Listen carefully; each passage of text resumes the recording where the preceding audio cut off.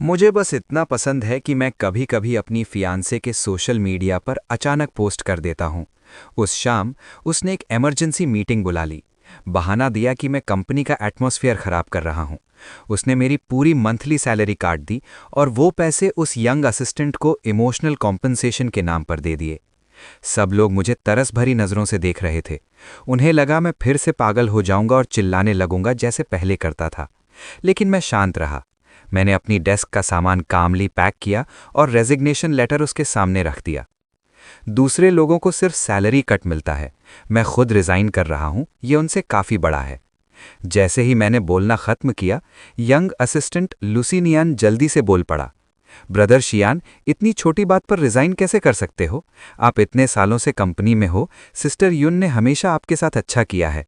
आप अब रिजाइन करोगे तो लोग उनके बारे में क्या सोचेंगे? फिर बोला, सिस्टर युन, आप जल्दी से ब्रदर शियान को मना लो। युन मानो शायद मुझे पहले ही मनाना चाहती थी, लेकिन लुसिनियान की बात सुन के वो भी गुस्सा हो गई। उसने कहा, मनाने की क्या ज़रूरत है? अगर जाना है तो जाओ, मैं सीधा और ईमानदारी से काम करती हूँ, मुझे किसी से डर नहीं लगता। उसने मेरा रेजिग्नेशन लेटर उठाया, साइन किया और सीधा मेरे मुंह पर फेंक दिया। सब कलीग्स मुझे देख रहे थे, देखना चाहते थे कि मैं क्या करूंगा, लेकिन मैं फिर भी शांत रहा। मैंने ज़मीन से लेटर उठाया और बोला, मैं हैंडओवर करके चला जाऊंगा। उसने तुरंत कहा, हैंडओवर की ज़रूरत नहीं, अगर जाना है तो अभी निकल जाओ। फिर उसने ठंडी आवाज़ में कहा, खुद से रिज़ाइन करोगे तो कोई कॉम्पनसेशन नहीं मिलेगा। ये देखकर मेरे कुछ अच्छे कलीग्स मुझे समझाने लगे, सर झुकाओ, गलती मान लो, इतना इम्पल्सिव मत बनो। सब जानते थे कि ये कंपनी मैंने और युन याओ ने मिलकर बनाई थी। शुरू में कंपनी के पास पैसे नहीं थे, मैं इन्वेस्टर्स लाने के लिए इतना पीता था कि खून तक उल्टी हो जाती थी। जब काम खत्म नहीं होता था, मैं टीम के साथ 3-3 रात जागता था। मैंने अपनी मेहनत और इमोशंस सब कुछ लगा दिया था। अब छोड़ने का मतलब सब कुछ खोना था, लेकिन मैं डिसीजन ले चुका था। मैंने उन सबकी तरफ देखा और बोला, थैंक यू। मैंने अपना सामान पैक किया और निकल गया। जाते वक्त मैंने युन मंग याओ की आंखों में देखा। उसकी आंखों में थोड़ा कन्फ्यूजन था। उसे लग रहा था मैं नहीं जाऊंगा। पहले भी हम लुसिनियान की वजह से बहुत बार लड़ चुके थे। एक बार तो उसने सबके सामने मुझे डांट दिया और पूरा सार बोनस भी नहीं दिया। मैं गुस्से में रिजाइन करने वाला था, लेकिन लास्ट मोमेंट पर रुक गया। फिर मैं उसके पास गया, प्यार से बात की और जैसे कुछ हुआ ही नहीं, वापस काम करने लगा। उसे लगा इस बार भी मैं एडजस्ट कर लूंगा, लेकिन उसे नहीं पता था मेरी पेशेंस खत्म हो चुकी थी। जैसे ही मैं कंपनी से बाहर निकला, मेरे फ़ोन पर एक मैसेज आया। मैंने देखा मेरे फ्रेंड ने पैसे ट्रांसफ़र किए थे। सुबह युनमंग याओ ने कहा था कंपनी का हाल अच्छा नहीं है और मेरी सैलरी काटनी होगी। मेरी पहली रिएक्शन उसकी टेंशन को लेकर थी। मैंने तुरंत अपने फ्रेंड से 5 लाख उधार लिए थे। मैं वो पैसे उसे देने वाला था, लेकिन तब मैंने लुसिनियान का सोशल मीडिया पोस्ट देखा। तब मुझे युनमंग याओ का असली इंटेंशन समझ आया। उस मोमेंट पर मेरा दिल अजीब तरह से शांत हो गया। न दुख, न गुस्सा, न जेलसी। शायद क्योंकि ये सब बहुत बार हो चुका था। युनमंग याओ ने लुसिनियान की वजह से मेरे साथ बहुत बार गलत किया था। अब तो मुझे समझ नहीं आता था उसका बॉयफ्रेंड मैं हूं या लुसिनियान। मैंने पैसे वापस अपने फ्रेंड को भेज दिए और बोला थैंक यू। मैं पार्किंग में गया। अपनी पुरानी गाड़ी देखी जो मैं 10 साल से चला रहा था। उसका पेंट कई जगह से उतर चुका था। उसके पास एक बिल्कुल नई पॉर्श खड़ी थी, वही पॉर्श जो युनमंग याओ ने आज लुसिनियान को गिफ्ट की थी। पार्किंग में और भी जगह थी, उसने जानबूझकर मेरी गाड़ी के पास पार्क किया था, क्लियरली मुझे चिढ़ाने के लिए। मैं और युनमंग याओ 10 साल से साथ थे, फिर भी मैं उस लुसिनियान से कंपेयर नहीं कर पाया जो सिर्फ 10 महीने से आया था। मैं हल्का सा हंस पड़ा बिना कुछ सोचे। फिर मैं गाड़ी चलाकर निकल गया उस कंपनी से जहां मैंने सालों काम किया था। जैसे ही मैं कंपनी गेट से बाहर निकला, मेरी गाड़ी को पीछे से किसी ने टक्कर मार दी। मैं गाड़ी से बाहर निकला, तब मैंने देखा युनमंग याओ और लुसिनियान पीछे वाली गाड़ी से उतर रहे थे। लुसिनियान बोला, ब्रदर शियान, आपने इतना सडन ब्रेक क्यों लगाया? मुझे रिएक्ट करने का टाइम ही नहीं मिला। फिर वो आगे बढ़ा और अपनी गाड़ी का डेंट देखकर बोला, कितना बुरा हो गया। ये सब सिस्टर युन ने ही प्लान करके चूज किया था। युन माओ का फेस धीरे धीरे और ज्यादा डार्क हो गया। उसने कहा, शीन, गराज में मैंने तुम्हें सिनियन की कार को देखते हुए देखा था। सच बताओ, क्या तुम्हें पता था कि वो पीछे है और तुमने जानबूझकर ब्रेक मारा रिवेंज के लिए? मुझे उसकी बात सुनकर फिर से हंसी आ गई।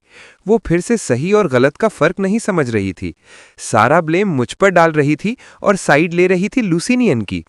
तब लुसिनियन बोला, छोड़ो सिस्टर युन, भाई शीन तो ब्लेम मत करो। उनकी जॉब मेरी वजह से चली गई। मुझ पर गुस्सा होना नॉर्मल है। आखिर में सब मेरी वजह से ही हुआ। अगर मैं थोड़ा केयरफुल होता तो बेटर होता। ये बोलकर उसने अपने फोरहेड पर पंच मारने के लिए हाथ उठाया, लेकिन हिट करने से पहले ही उसने जानबूझकर फोर्स कम कर दिया। फिर भी युन मंगाओ को समझ नहीं आया। वो उसके लिए इमोशनल हो गई। उसका सर रब करते हुए बोली, इसका तुमसे कोई लेना देना नहीं है, सब कुछ अपने ऊपर मत लो। फिर उसने मुझे जोर से पॉइंट करके कहा, तुम सिनियन से कुछ सीख नहीं सकते, उसमें रिस्पॉन्सिबिलिटी है, वो मॉडेस्ट है। तुम इतने सालों से काम कर रहे हो, फिर भी इतने चाइल्डिश और एरोगेंट हो। उसने मुझे धक्का दिया और मैं थोड़ा हिल गया। मुझे ये सब देखकर हंसी आ रही थी। पूरे साल सिनियन मेरी अचीवमेंट्स चुरा रहा था, मुझे फंसा रहा था, और अब वही रिस्पॉन्सिबल और मॉडेस्ट बन गया और मैं चाइल्डिश और एरोगेंट। मुझे समझ आ गया कि बात करना टाइम वेस्ट है। मैं कुछ नहीं बोला, बस मुड़कर चलने लगा। तब युन मैनुएला फिर से मेरे सामने आ गई। मुझे लगा वो फिर लुसिनियन को डिफेंड करेगी, लेकिन इस बार उसने मुझे साइड में ले जाकर सीरियस टोन में कहा, शीन, मैंने तुमसे ज़्यादा एक्सपेक्टेशंस रखी थी, इसीलिए मैं स्ट्रिक्ट थी। तुम मेरे फीलिंग समझ क्यों नहीं पाते? उसकी सॉफ्ट बात सुनकर मैं थोड़ा कंफ्यूज हो गया, लेकिन जल्द ही मुझे उसका असली इंटेंशन समझ आ गया। युन मंगाओ ने मेरे शोल्डर पर हाथ रखा और बोली, मैं रेजिग्नेशन लेटर वापस ले लेती हूँ। तुम अच्छे से सोचो, सिनियन से माफ़ी मांगो, और जो रियर एंड एक्सीडेंट हुआ है उसकी फुल रिस्पॉन्सिबिलिटी तुम लोगे। जो भी कॉम्पनसेशन होगा सिनियन को ट्रांसफ़र करना। मैं तुरंत समझ गया। मैंने ऊपर देखा लुसिनियन की तरफ। उसे पहले से पता था युन क्या बोलेगी। उसके फेस पर स्मग स्माइल थी। वो मुझे देखकर प्रवोक करते हुए आंख घुमाने लगा। मैं हंसी उड़ाता हुआ बोला, मैं कोई कॉम्पनसेशन नहीं दूंगा। एक्सीडेंट में किसकी गलती है खुद जाकर इन्वेस्टिगेट करो। अगर समझ नहीं आए पुलिस बुला लो। अगर और कोई बात नहीं है मैं जा रहा हूं। मैं मुड़कर चल दिया। पीछे युन मंगाओ गुस्से में पैर पटक रही थी। मैंने तुम्हें चांस दिया था, बाद में रिग्रेट मत करना। मैं बोला, मुझे कोई रिग्रेट नहीं होगा। मैं कार में बैठा और अपने फ्रेंड को मैसेज भेजा, मैंने रिजाइन कर दिया, क्या मैं कल तुम्हारी कंपनी ज्वाइन कर सकता हूं? हाफ सेकंड भी नहीं लगा, उसने तुरंत कॉल कर दिया। वो शॉक में था, सच में? और युन मैन्युआ का क्या? मेरा फ्रेंड और युन मैन्युआ एक ही टाइम पर बिजनेस स्टार्ट किए थे, लेकिन युन याओ ने जीरो से स्टार्ट किया था, जबकि मेरे फ्रेंड के पास ऑलरेडी रिसोर्सेज थे। उसकी सैलरी भी ज़्यादा थी। उसे टेक्निकल टैलेंट की बहुत ज़रूरत थी, इसीलिए उसने मुझे ज़्यादा शेयर्स और प्रॉफिट ऑफर किया था। उसने ये भी कहा था कि मैं पार्ट टाइम भी काम कर सकता हूँ। वो हमारे रिलेशनशिप के बारे में जानता था, फिर भी उसने मुझे ऑफर दिया। लेकिन युन मैन्युआ की वजह से मैंने बिना सोचे मना कर दिया था। जब मैं अपनी लाइफ के सबसे डिफिकल्ट टाइम में था, बर्फ में पड़ा हुआ, ऑलमोस्ट मरने वाला था, तब युन मैन्युआ ने मुझे पुलिस स्टेशन तक ले जाकर मेरी जान बचाई थी। मैं उसका बहुत शुक्रगुजार था। इसीलिए मैंने सब कुछ छोड़कर अपना पूरा फोकस उसकी कंपनी पर लगा दिया। हर तरीके से हेल्प की, कंपनी को धीरे धीरे ग्रो किया। लेकिन अब पीछे मुड़कर देखता हूँ, लगता है उसे कोई फर्क नहीं पड़ता था। और इतने सालों के बाद अगर हिसाब लगाओ तो उसका एहसान मैं ऑलरेडी चुका हूँ। अब मुझे खुद को और सैक्रिफाइस करने की ज़रूरत नहीं है। उसके बिना भी मैं अपने डिसीजंस ले सकता हूँ। मैंने फ्रेंड के साथ और थोड़ी बात की, कॉन्ट्रैक्ट साइन करने का टाइम कंफर्म किया। फिर मैं घर गया अपना सामान पैक करने। ये घर मैंने पूरा कैश देकर खरीदा था, लेकिन अंदर हर जगह मेरी और युन याओ की यादें थीं। मैंने डिसाइड कर लिया अब यहाँ नहीं रहूँगा। सबसे पहले मैं बेड के नीचे सफाई करने लगा। वहाँ मुझे बहुत सारी बिखरी हुई पेंटिंग्स मिली। हर एक पेंटिंग युन मनगाओ की थी। सब मैंने उसके लिए खुद बनाई थी। उसे ये पेंटिंग्स बहुत पसंद थी। मैं उसके लिए स्केचेस बनाता था। हर एक पेंटिंग को वो ट्रेजर की तरह ट्रीट करती थी, फ्रेम करके संभाल कर रखती थी। लेकिन जब से लुसिनियन आया, सब बदल गया। वो इरिटेट होने लगी। उससे मेरा पेंटिंग का हॉबी आउटडेटेड लगने लगा। बोलती थी ये टाइम वेस्ट है, कैमरा से फोटो लेना ज्यादा बेटर है। धीरे धीरे उससे मेरा उसके लिए ड्रॉ करना भी पसंद नहीं रहा, और ये पेंटिंग्स बेड के नीचे ऐसे ही फेंकी हुई थीं। पेपर पीले पड़ चुके थे और उन पर बने चेहरे भी धीरे धीरे फेड हो गए थे। मैं हल्का सा कड़वा सा हंस पड़ा। फिर उन सबको बाथरूम के बेसिन में डाला। एक कोने को आग लगाई। आग ने धीरे धीरे सब पेंटिंग्स को खा लिया। आखिर में सिर्फ थोड़ी सी राख बची, बिल्कुल वैसे ही जैसे हमारा प्यार बिना पता चले जलकर खत्म हो गया हो। ये सब खत्म करने के बाद मैंने घर की बाकी बेकार चीजें भी साफ कर दी। सब कुछ खत्म करके मैं सोफा पर गिर गया। फोन उठाया और सोचा अपने फ्रेंड की कंपनी के पास रेंटल हाउस ढूंढूं। जैसे ही मैंने ऐप ओपन किया, मैंने देखा लुसिनियन ने कंपनी ग्रुप में एक फोटो पोस्ट की है। उस फोटो में वो और युन मिनगाओ साथ थे। बैकग्राउंड में आर्केड सेंटर था। युन मिनगाओ के हाथ में बहुत सारे स्टफ डॉल्स थे। वो कैमरा की तरफ देखकर दिल से स्माइल कर रही थी, बिल्कुल सनशाइन जैसी ब्राइट स्माइल। मैंने उसे ऐसे हंसते हुए काफी टाइम से नहीं देखा था। पहले मैं भी उसे आर्केड ले गया था, लेकिन कॉइन्स लेने के बाद ही वो तुरंत वापस चली गई थी। उससे मेरा चाइल्डिश होना पसंद नहीं था।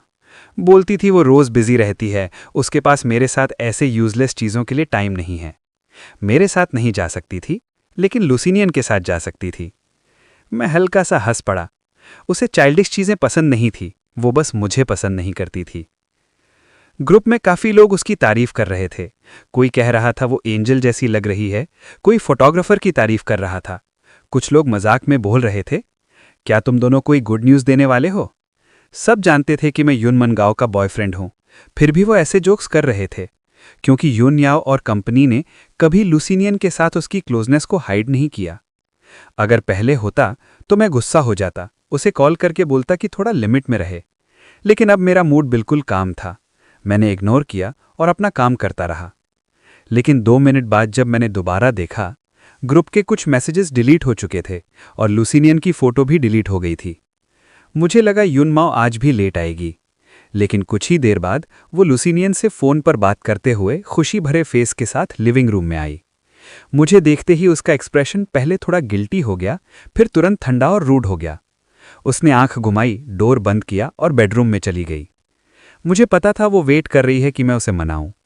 हर बार जब कंपनी में कुछ बुरा होता था, मैं ही उसे मनाता था, उसे सॉरी बोलता था। उसकी गलती होने पर भी मैं ही माफी मांगता था। पहले मुझे लगता था मुझे ऐसा ही करना चाहिए, चाहे उसका एहसान चुकाना हो या रिलेशनशिप बचाना हो। लेकिन अब मुझे सिर्फ घिन आ रही थी। मैंने सिर झुकाकर अपना काम कंटिन्यू किया।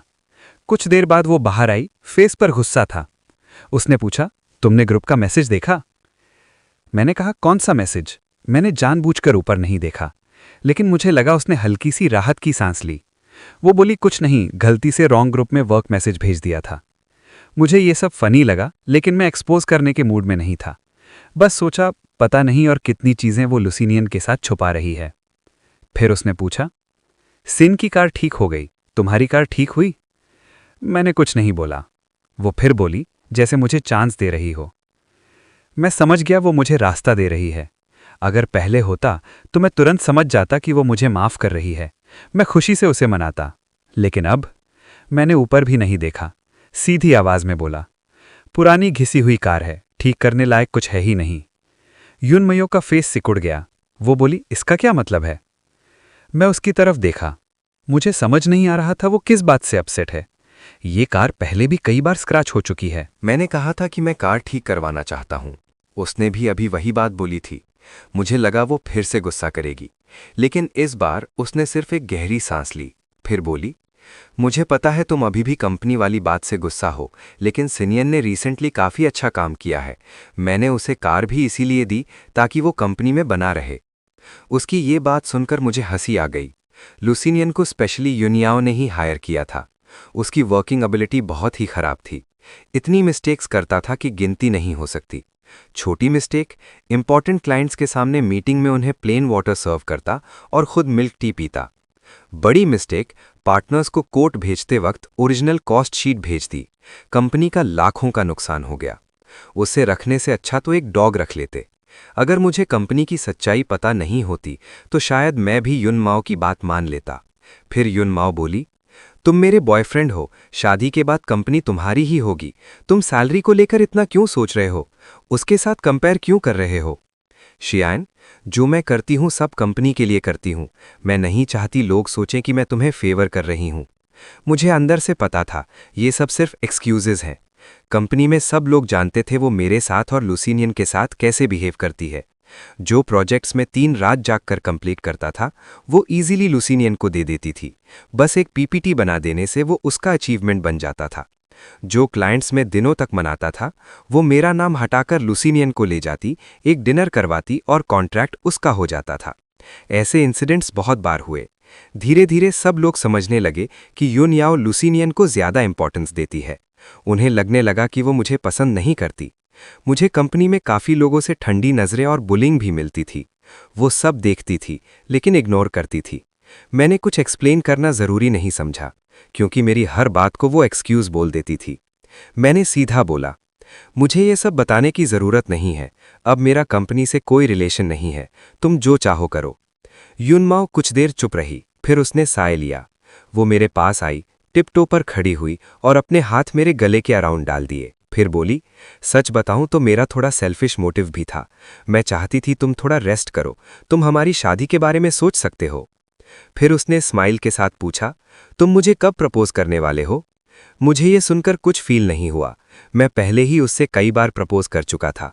हर बार उसने मना कर दिया, और जब भी हम लड़ते थे वो शादी की बात करके मुझे मना लेती थी। कभी कभी मुझे लगता था मैं उसका बॉयफ्रेंड नहीं बल्कि एक डॉग हूं जिसे वो कंट्रोल करती है। मैंने कुछ नहीं बोला। वो फिर मजाक में मेरी चिन पकड़कर बोली, अब गुस्सा मत हो, एक बार स्माइल कर दो ना। फिर वो मुझे किस करने के लिए आगे बढ़ी, लेकिन मुझे उससे लुसीलेन का परफ्यूम स्मेल आया। मुझे तुरंत उल्टी जैसा फील हुआ। मैंने उसे जोर से डोर पुश कर दिया, डिस्गस्ट के साथ भौहें चढ़ाईं और तुरंत वेट वाइप से अपने हाथ साफ किए। युन याओ बिल्कुल शॉक हो गई, जैसे बिजली गिर गई हो। वो वहीं खड़ी रह गई और बोली, तुम्हें मुझसे घृणा रही है? मैंने सीधा बोला, मुझे बाहर जाना है, तुम पहले जाकर कपड़े चेंज करो। ये बोलकर मैं सीधा रूम की तरफ चला गया। वो मेरे पीछे आने लगी। मैंने बिना हेजिटेट किए डोर बंद किया और लॉक कर दिया। बाहर से वो चिल्लाई, तुम इस बात का रिग्रेट मत करना।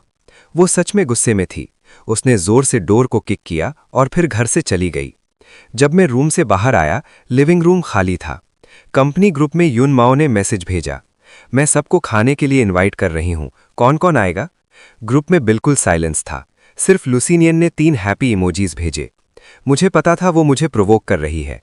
ये पहले भी बहुत बार हुआ है, हर बार ऐसा ही होता था। बाकी लोग इंटरेस्ट नहीं दिखाते थे, सिर्फ लुसीनियन ही एक्साइटेड रहता था। अगर पहले होता तो मैं जेलस हो जाता और उनके साथ चला जाता, फिर वो लोग मेरा मजाक उड़ाते। लेकिन अब मुझे फर्क नहीं पड़ता, मैं बस अपने काम में लगा रहा। मैंने कपड़े बदले और निकल गया उस घर को देखने जिसे मैं रेंट पर लेने वाला था। मैंने चेक किया, सब ठीक था। मैंने सीधा रेंट पे कर दिया। फिर एक ब्रोकर से कांटेक्ट किया ताकि वो मेरा करंट हाउस सेल कर सके। ये घर मैंने खुद खरीदा था। डेकोरेशन भी मैंने ही करवाया था, पहले भी और बाद में भी। लेकिन हाउस ओनरशिप सर्टिफिकेट पर उस वक्त मैंने युन याओ का नाम लिख दिया था।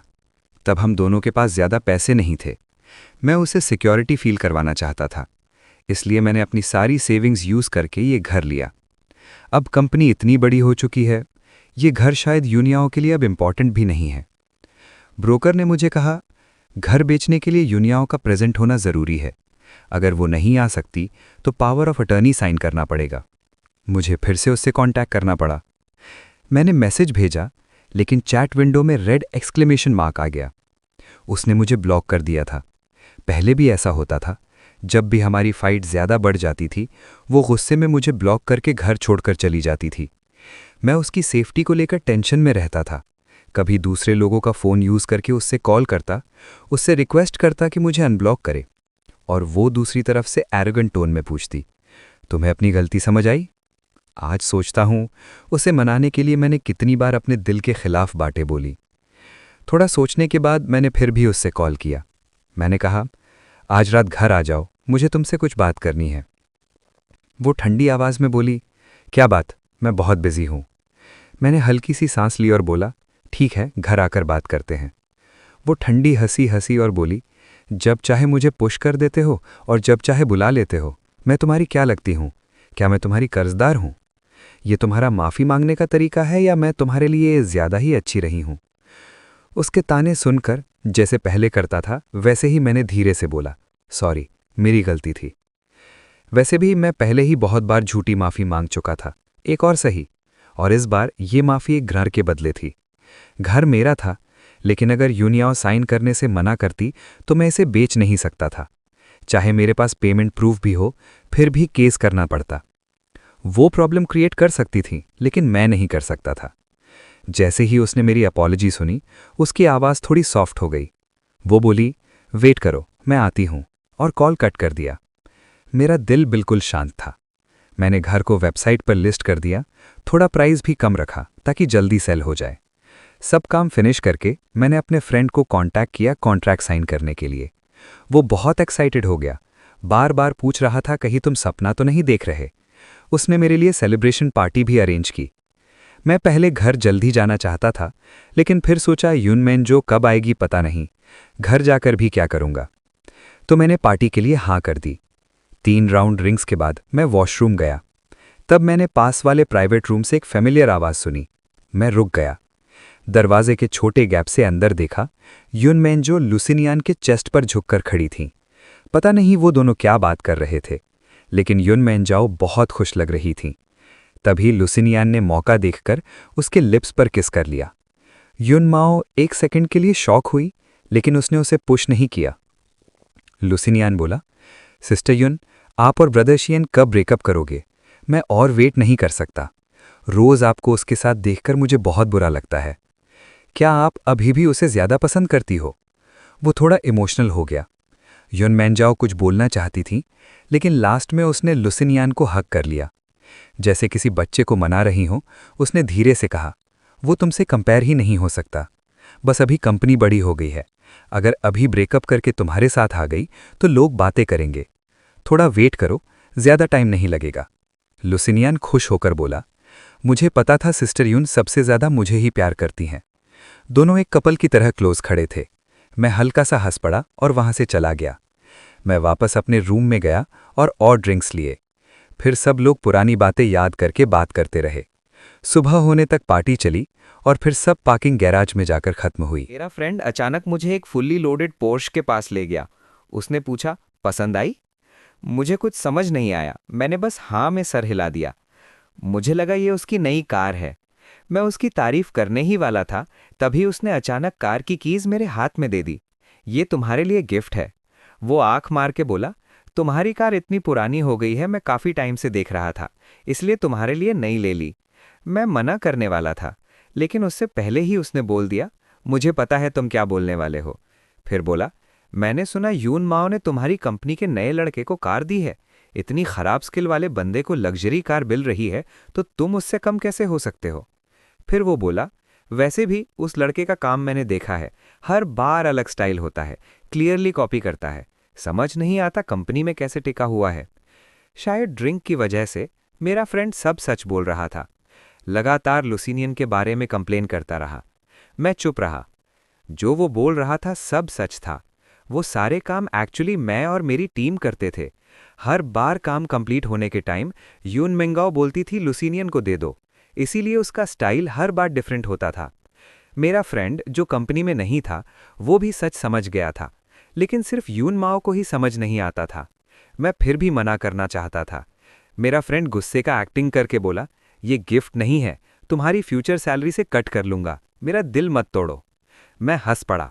इस कार की प्राइस अगर सैलरी से कट करें तो कई साल लग जाएंगे। मुझे पता था वो बस प्यार से कह रहा है, इसीलिए मैंने मना नहीं किया। मैंने उसे थैंक यू बोला। हमने थोड़ी देर और बात की, फिर दोनों ने ड्राइवर बुलाया और अपने अपने घर चले गए। मुझे लगा यून माओ अभी घर नहीं आई होगी, लेकिन जैसे ही मैंने डोर खोला, वो लिविंग रूम के सोफा पर बैठी हुई थी। जैसे ही मैं अंदर गया, वो गुस्से में बोली, कहाँ गए थे तुम? हमारी मीटिंग थी ना, तुम्हें पता है मैं कितनी देर से वेट कर रही हूँ। मैं थोड़ा सरप्राइज हो गया। यूजुअली जब वो लुसिनियन के साथ जाती थी तो रात 3-4 बजे आती थी। आज इतनी जल्दी आना रेयर था। लेकिन तभी मेरे दिमाग में वो सीन फ्लैश हुआ जहां वो लुसिनियन के साथ चिपकी हुई थी।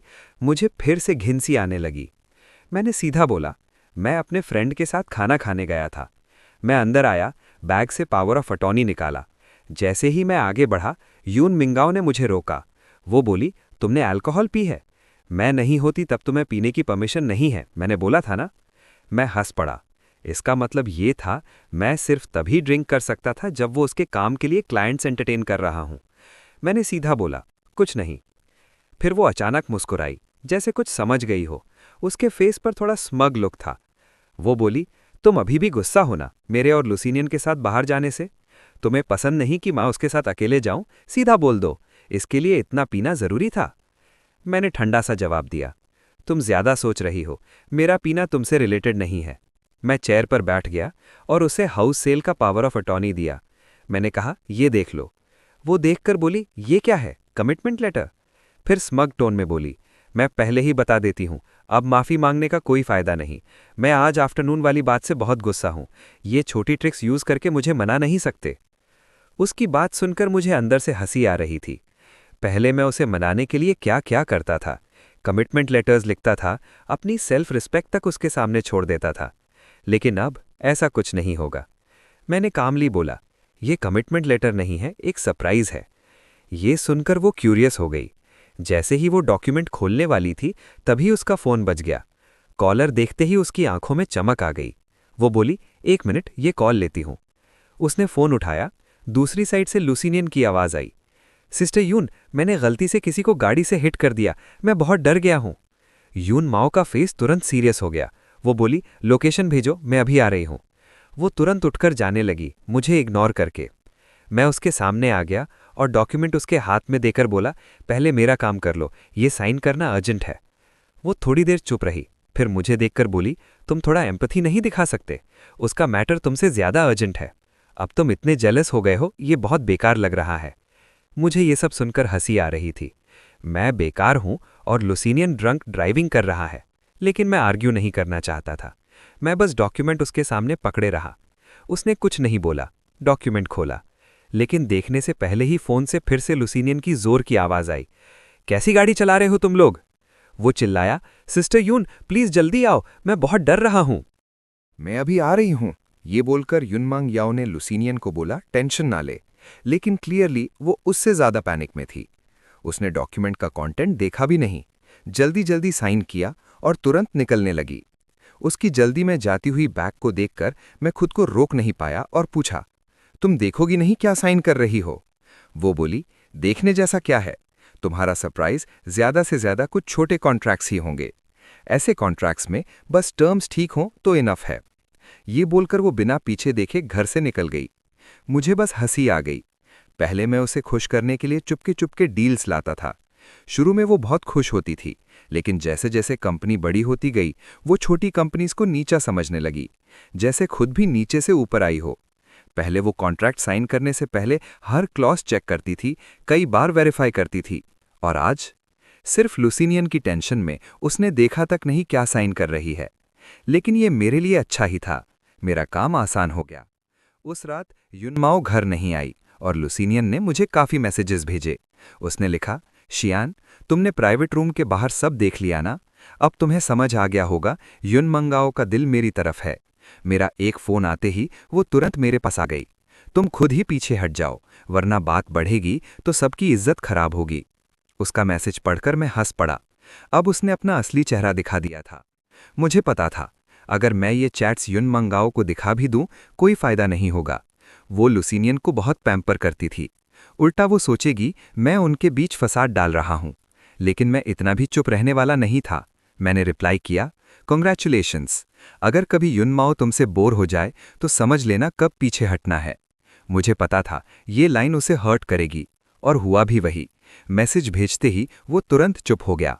मैंने भी ज्यादा नहीं सोचा और सो गया। अगली सुबह मैंने signed power of attorney broker को भेज दिया। उसी दिन आफ्टरनून में लोग घर देखने आए। एक बायर को घर बहुत पसंद आया। लोकेशन, लेआउट, प्राइस सब परफेक्ट लगा। बस एक डाउट था, इतना अच्छा घर इतनी कम प्राइस में क्यों बेच रहे हो, कोई प्रॉब्लम है क्या? वो थोड़ा कॉशियस था। मैंने सीधा बोला, ये घर मैंने पहले अपनी फियांसे के साथ लिया था, लेकिन अब एंगेजमेंट खत्म हो गई है। वो समझ गया। उसने कहा, घर और डेकोरेशन देखकर लग रहा है किसी लड़की का टेस्ट है। बेच देना ही सही है, वरना यादें तकलीफ देती हैं। मैंने कुछ नहीं बोला। युनमांगाओ घर को लेकर बहुत पिकी थी। उसके लिए परफेक्ट घर ढूंढने में मैंने 3 महीने लगा दिए थे। 100 घर देखे थे, तब ये चूज किया। फर्नीचर भी उसकी पसंद का था। अब मुझे समझ आया, मेरी पूरी लाइफ उसके अराउंड ही घूम रही थी। बायर ने तुरंत डिसीजन ले लिया। उसी शाम कॉन्ट्रैक्ट साइन फिक्स हो गया और 2 दिन बाद हाउस हैंडओवर भी। वैसे ही 2 दिन बाद मैं भी यहां से जाने वाला था। कॉन्ट्रैक्ट साइन करके जब मैं घर आया, जैसे ही डोर खोला, मैंने एंट्रेंस पर एक आदमी के फॉर्मल शूज देखे। मेरे स्लीपर्स भी वहां नहीं थे। मुझे सब समझ आ गया। मैंने डिस्पोजेबल स्लीपर्स पहने और अंदर गया। जैसे ही मैं अंदर आया, मुझे लुसीनियन की आवाज़ सुनाई दी। सिस्टर युन, ऐसे नहीं, मैं सिखाता हूँ। मैं किचन के पास गया और जो देखा वो बिल्कुल क्लियर था। लुसीनियन उसके पीछे खड़ा था, उसके हाथ पकड़कर उसे गाइड कर रहा था। दोनों बहुत क्लोज थे, जैसे कपल हों। लुसीनियन ने मेरे घर के कपड़े पहने हुए थे और मेरे ही स्लिपर्स पहने हुए थे। युन याओ भी उसके साथ मैचिंग में खड़ी थी और उसे बिल्कुल भी अनकंफर्टेबल फील नहीं हो रहा था। दोनों ऐसे बिहेव कर रहे थे जैसे ये सब नॉर्मल हो, जैसे मैं इस घर का हिस्सा ही नहीं हूं। मैं चुपचाप देख रहा था, उन दोनों को इतनी कंफर्ट और खुशी के साथ इंटरैक्ट करते हुए। मुझे पता नहीं था वो दोनों क्या बात कर रहे थे। दोनों जोर से हंस भी रहे थे। लेकिन अजीब बात ये थी, जब मैं उसके पास थोड़ा भी क्लोज आता था, वो अनकंफर्टेबल हो जाती थी। वो कहती थी कि उसे ऑपोजिट जेंडर के साथ रहने की आदत नहीं है, लेकिन अब देखकर समझ आ गया, उसे आदत नहीं थी मेरे साथ। मैं हल्की सी हंसी रोक नहीं पाया। तभी युन माओ ने पीछे मुड़कर मुझे देखा। वो थोड़ा शॉक हो गई और तुरंत लुसीनियन के पास से हट गई। उसके फेस पर गिल्ट साफ दिख रहा था। वो बोली, तुम इस टाइम वापस क्यों आ गए? मुझे ये सुनकर हंसी आई, जैसे गलती मेरी हो। तभी लुसीनियन बोला, सॉरी ब्रदर शियन, मैं सिस्टर युन को सब्जी धोना सिखा रहा था, गलत मत समझना। वो ये बोल रहा था, लेकिन उसकी आंखों में क्लियरली चैलेंज और स्मगनेस थी, जैसे वो वेट कर रहा हो कि मैं गुस्सा करूं। अगर पहले होता तो मैं जरूर गुस्सा करता, चिल्लाता और उसे घर से निकलने की बात करता, लेकिन अब मैं सब देखकर भी शांत था। वैसे भी मैं जल्दी ही यहां से जाने वाला था। घर बेच चुका था, पैसे अकाउंट में आ चुके थे। अब मुझे सच में कोई फर्क नहीं पड़ता था। मैंने सीधा कहा, तुम लोग अपना काम करो, मैं रूम में जा रहा हूं। मैं कामली रूम की तरफ चला गया। लुसीनियन थोड़ा शॉक हो गया। उसे समझ नहीं आया मैं रिएक्ट क्यों नहीं कर रहा। युनमाओ भी शायद एक्सपेक्ट कर रही थी मैं गुस्सा करूंगा, लेकिन जब मैं शांत रहा, उसकी आवाज़ थोड़ी ऑकवर्ड हो गई। वो पहली बार एक्सप्लेन करने लगी, आज सीनियन का बर्थडे है, इसलिए मैं उसे यहाँ लाई हूँ। अगर पहले होता तो वो इतना एक्सप्लेन नहीं करती, सीधा कहती, पसंद नहीं तो निकल जाओ। मुझे समझ नहीं आया खुश हूं या दुख, मुझे बस फर्क पड़ना बंद हो गया था। उसने मुझे कभी अपना बर्थडे याद नहीं रखा और आज वो लुसीनियन का बर्थडे सेलिब्रेट कर रही थी। मैंने बस ठंडा सा बोला, कॉन्ग्रेचुलेशंस तुम दोनों को, और रूम में चला गया। मेरा सामान लगभग पैक हो चुका था। जो चीज़ें ज़रूरी नहीं थी, मैं ऑलरेडी नई जगह शिफ्ट कर चुका था। रूम में बस कुछ कपड़े और बुक्स बची थीं। मैं सोच रहा था आज ही सब पैक कर दूं। तभी डोर अचानक खुला। लुसीनियन अंदर आया। उसके हाथ में केक का एक पीस था। उसने रूम को देखा और हंसकर बोला, रूम पहले से काफ़ी खाली लग रहा है, लगता है तुम सच में भागने की तैयारी कर रहे हो। मैंने उसकी तरफ ध्यान नहीं दिया, फ़ोन में बिजी रहा। अपने फ्रेंड के साथ शिफ्टिंग की बात कर रहा था। मुझे इग्नोर करते देख उसका फेस गुस्से से भर गया। वो मेरे पास आया और बोला, मैं तुमसे बात कर रहा हूं, तुम बहरे हो क्या? मैंने उसकी तरफ देखा और बोला, इतना टेंशन मत लो, वैसे भी तुम यहां रहने वाले नहीं हो। एक सिंपल लाइन थी, लेकिन उसे बहुत बुरा लग गया। उसका फेस डार्क हो गया। वो मेरा कॉलर पकड़ने के लिए हाथ बढ़ाने लगा। तभी बाहर से फुटस्टेप्स आए। अचानक उसने केक जमीन पर फेंका और खुद गिर गया और जोर से चिल्लाया, सीनियन, क्या हुआ? युनमो तुरंत रूम में आई। उसने मुझे धक्का दिया और उसे उठाया। मैं पीछे गिर गया। मेरे पैर के नीचे केक के टुकड़े थे। एक पीस मेरे पैर में घुस गया। तुरंत खून निकलने लगा, लेकिन युनमाओ ने देखा भी नहीं। वो सिर्फ लुसीनियन को देख रही थी। उसके हाथ पर हल्का सा स्क्रैच था। लुसीनियन बोला, सॉरी सिस्टर युन, मैंने फिर से ब्रदर शियान को गुस्सा कर दिया। मैं सोचा आज मेरा बर्थडे है, सब केक खाएंगे, इसलिए मैं उन्हें केक देने आया था, लेकिन उन्हें पसंद नहीं आया। उसकी आंखों में आंसू थे और वो कंफ्यूज्ड एक्टिंग कर रहा था। अगर मैं खुद ये सब नहीं देख रहा होता तो शायद मैं भी उसकी बात मान लेता। मैंने कभी नहीं कहा कि मुझे केक पसंद नहीं है। उल्टा, शायद इसलिए क्योंकि मुझे बर्थडे केक खाने का चांस कम मिलता था, इसलिए मुझे केक बहुत पसंद था। हर बर्थडे पर मैं यून मंगाओ से केक की बात करता था। वो मुझे मजाक में बोलती थी, तुम जैसे लड़के कम होते हैं जो इतना केक पसंद करते हैं। लेकिन आज लुसियन के सामने उसे मेरी पसंद याद ही नहीं थी। उसने गुस्से में मेरी तरफ उंगली करके कहा, अगर तुम्हें पसंद नहीं है तो प्लेट फेंकने और लोगों को धक्का देने की क्या जरूरत थी? गियोन, मुझे लगा तुम सुधर गए हो, लेकिन तुम अभी भी वैसे ही हो। जल्दी से सीनियन से माफी मांगो, वरना तुम जैसे जेलस आदमी से मैं शादी नहीं कर सकती। सीधा ब्रेकअप कर लेते हैं। वो गुस्से में मुझे देख रही थी। उसका ये एक्सप्रेशन देखकर मुझे हंसी आई। मुझे वो दिन याद आ गया जब मैंने प्राइवेट रूम के बाहर उनकी बातें सुनी थी। हर बार जब हमारी लड़ाई होती थी वो ब्रेकअप की धमकी देती थी और मैं ही उसे मनाता था। मुझे लगता था वो सच में ब्रेकअप नहीं चाहती, वो बस मुझे कंट्रोल करने का तरीका था। लेकिन अब समझ आया, शायद वो पहले से ही ब्रेकअप करना चाहती थी, इसलिए ये बात उसकी जुबान पर हमेशा रहती थी। लेकिन अब मेरे लिए ये अच्छा था, मैं भी वैसे ही ब्रेकअप करना चाहता था। चाहे वो ना भी बोलती, मैं खुद बोल देता। मैं चुप रहा तो यून मंगाओ को लगा मैं डर गया हूं। उसकी आवाज़ थोड़ी सॉफ्ट हो गई। वो बोली, गियोन, तुम थोड़े अजीब बिहेव कर रहे हो, शायद शादी की तैयारी कर रहे हो। मुझे पता है तुम ब्रेकअप नहीं चाहते। वो अपनी बात पूरी करती उससे पहले ही मैंने उसे रोक दिया। मैंने ठंडी आवाज़ में बोला, ज़रूरत नहीं, मैं ब्रेकअप के लिए रेडी हूं। ये सुनकर उसका फेस फ्रीज हो गया, उसकी आंखें शॉक से भर गईं। वो बोली, तुमने क्या कहा? तुम सच में ब्रेकअप चाहते हो? मैंने कामली बोला, हाँ। मुझे लगा ये उसके लिए अच्छा होगा, वो खुश होगी। लेकिन उसकी आवाज़ में खुशी नहीं थी, सिर्फ शौक और गुस्सा था। वो बोली, गियोन, तुम पागल हो गए हो क्या? इतनी छोटी बात पर ब्रेकअप? वो समझ नहीं पा रही थी ये वही चीज़ थी जो वो खुद चाहती थी, फिर भी वो रिएक्ट ऐसे कर रही थी। तब लूसियन ने धीरे से उसका हाथ पकड़ा और बोला, सिस्टर यून, अगर ब्रदर शेन खुद ब्रेकअप करना चाहते हैं तो रहने दो। लेकिन उसकी बात खत्म होने से पहले यून मंगाओ गुस्से में चिल्लाई, चुप रहो, ये हमारे बीच की बात है, तुम बीच में मत बोलो। शायद पहली बार उसने लूसियन से इतने गुस्से में बात की। लूसियन तुरंत चुप हो गया, उसके चेहरे पर शॉक था। यून माओ को भी रियलाइज हुआ। उसने अपनी टोन सॉफ्ट की और बोला, सॉरी, मेरा वो मतलब नहीं था, तुम बाहर जाओ, मैं बाद में बात करती हूं। लूसियन की आंखों में आंसू थे, लेकिन वो समझदार था। उसे पता था अब ज्यादा बोलना ठीक नहीं। वो चुपचाप बाहर चला गया। रूम में सिर्फ हम दोनों रह गए। यून मिंगाओ ने गहरी सांस ली, जैसे कुछ बोलने वाली हो। तभी उसकी नज़र मेरे पैर पर गई।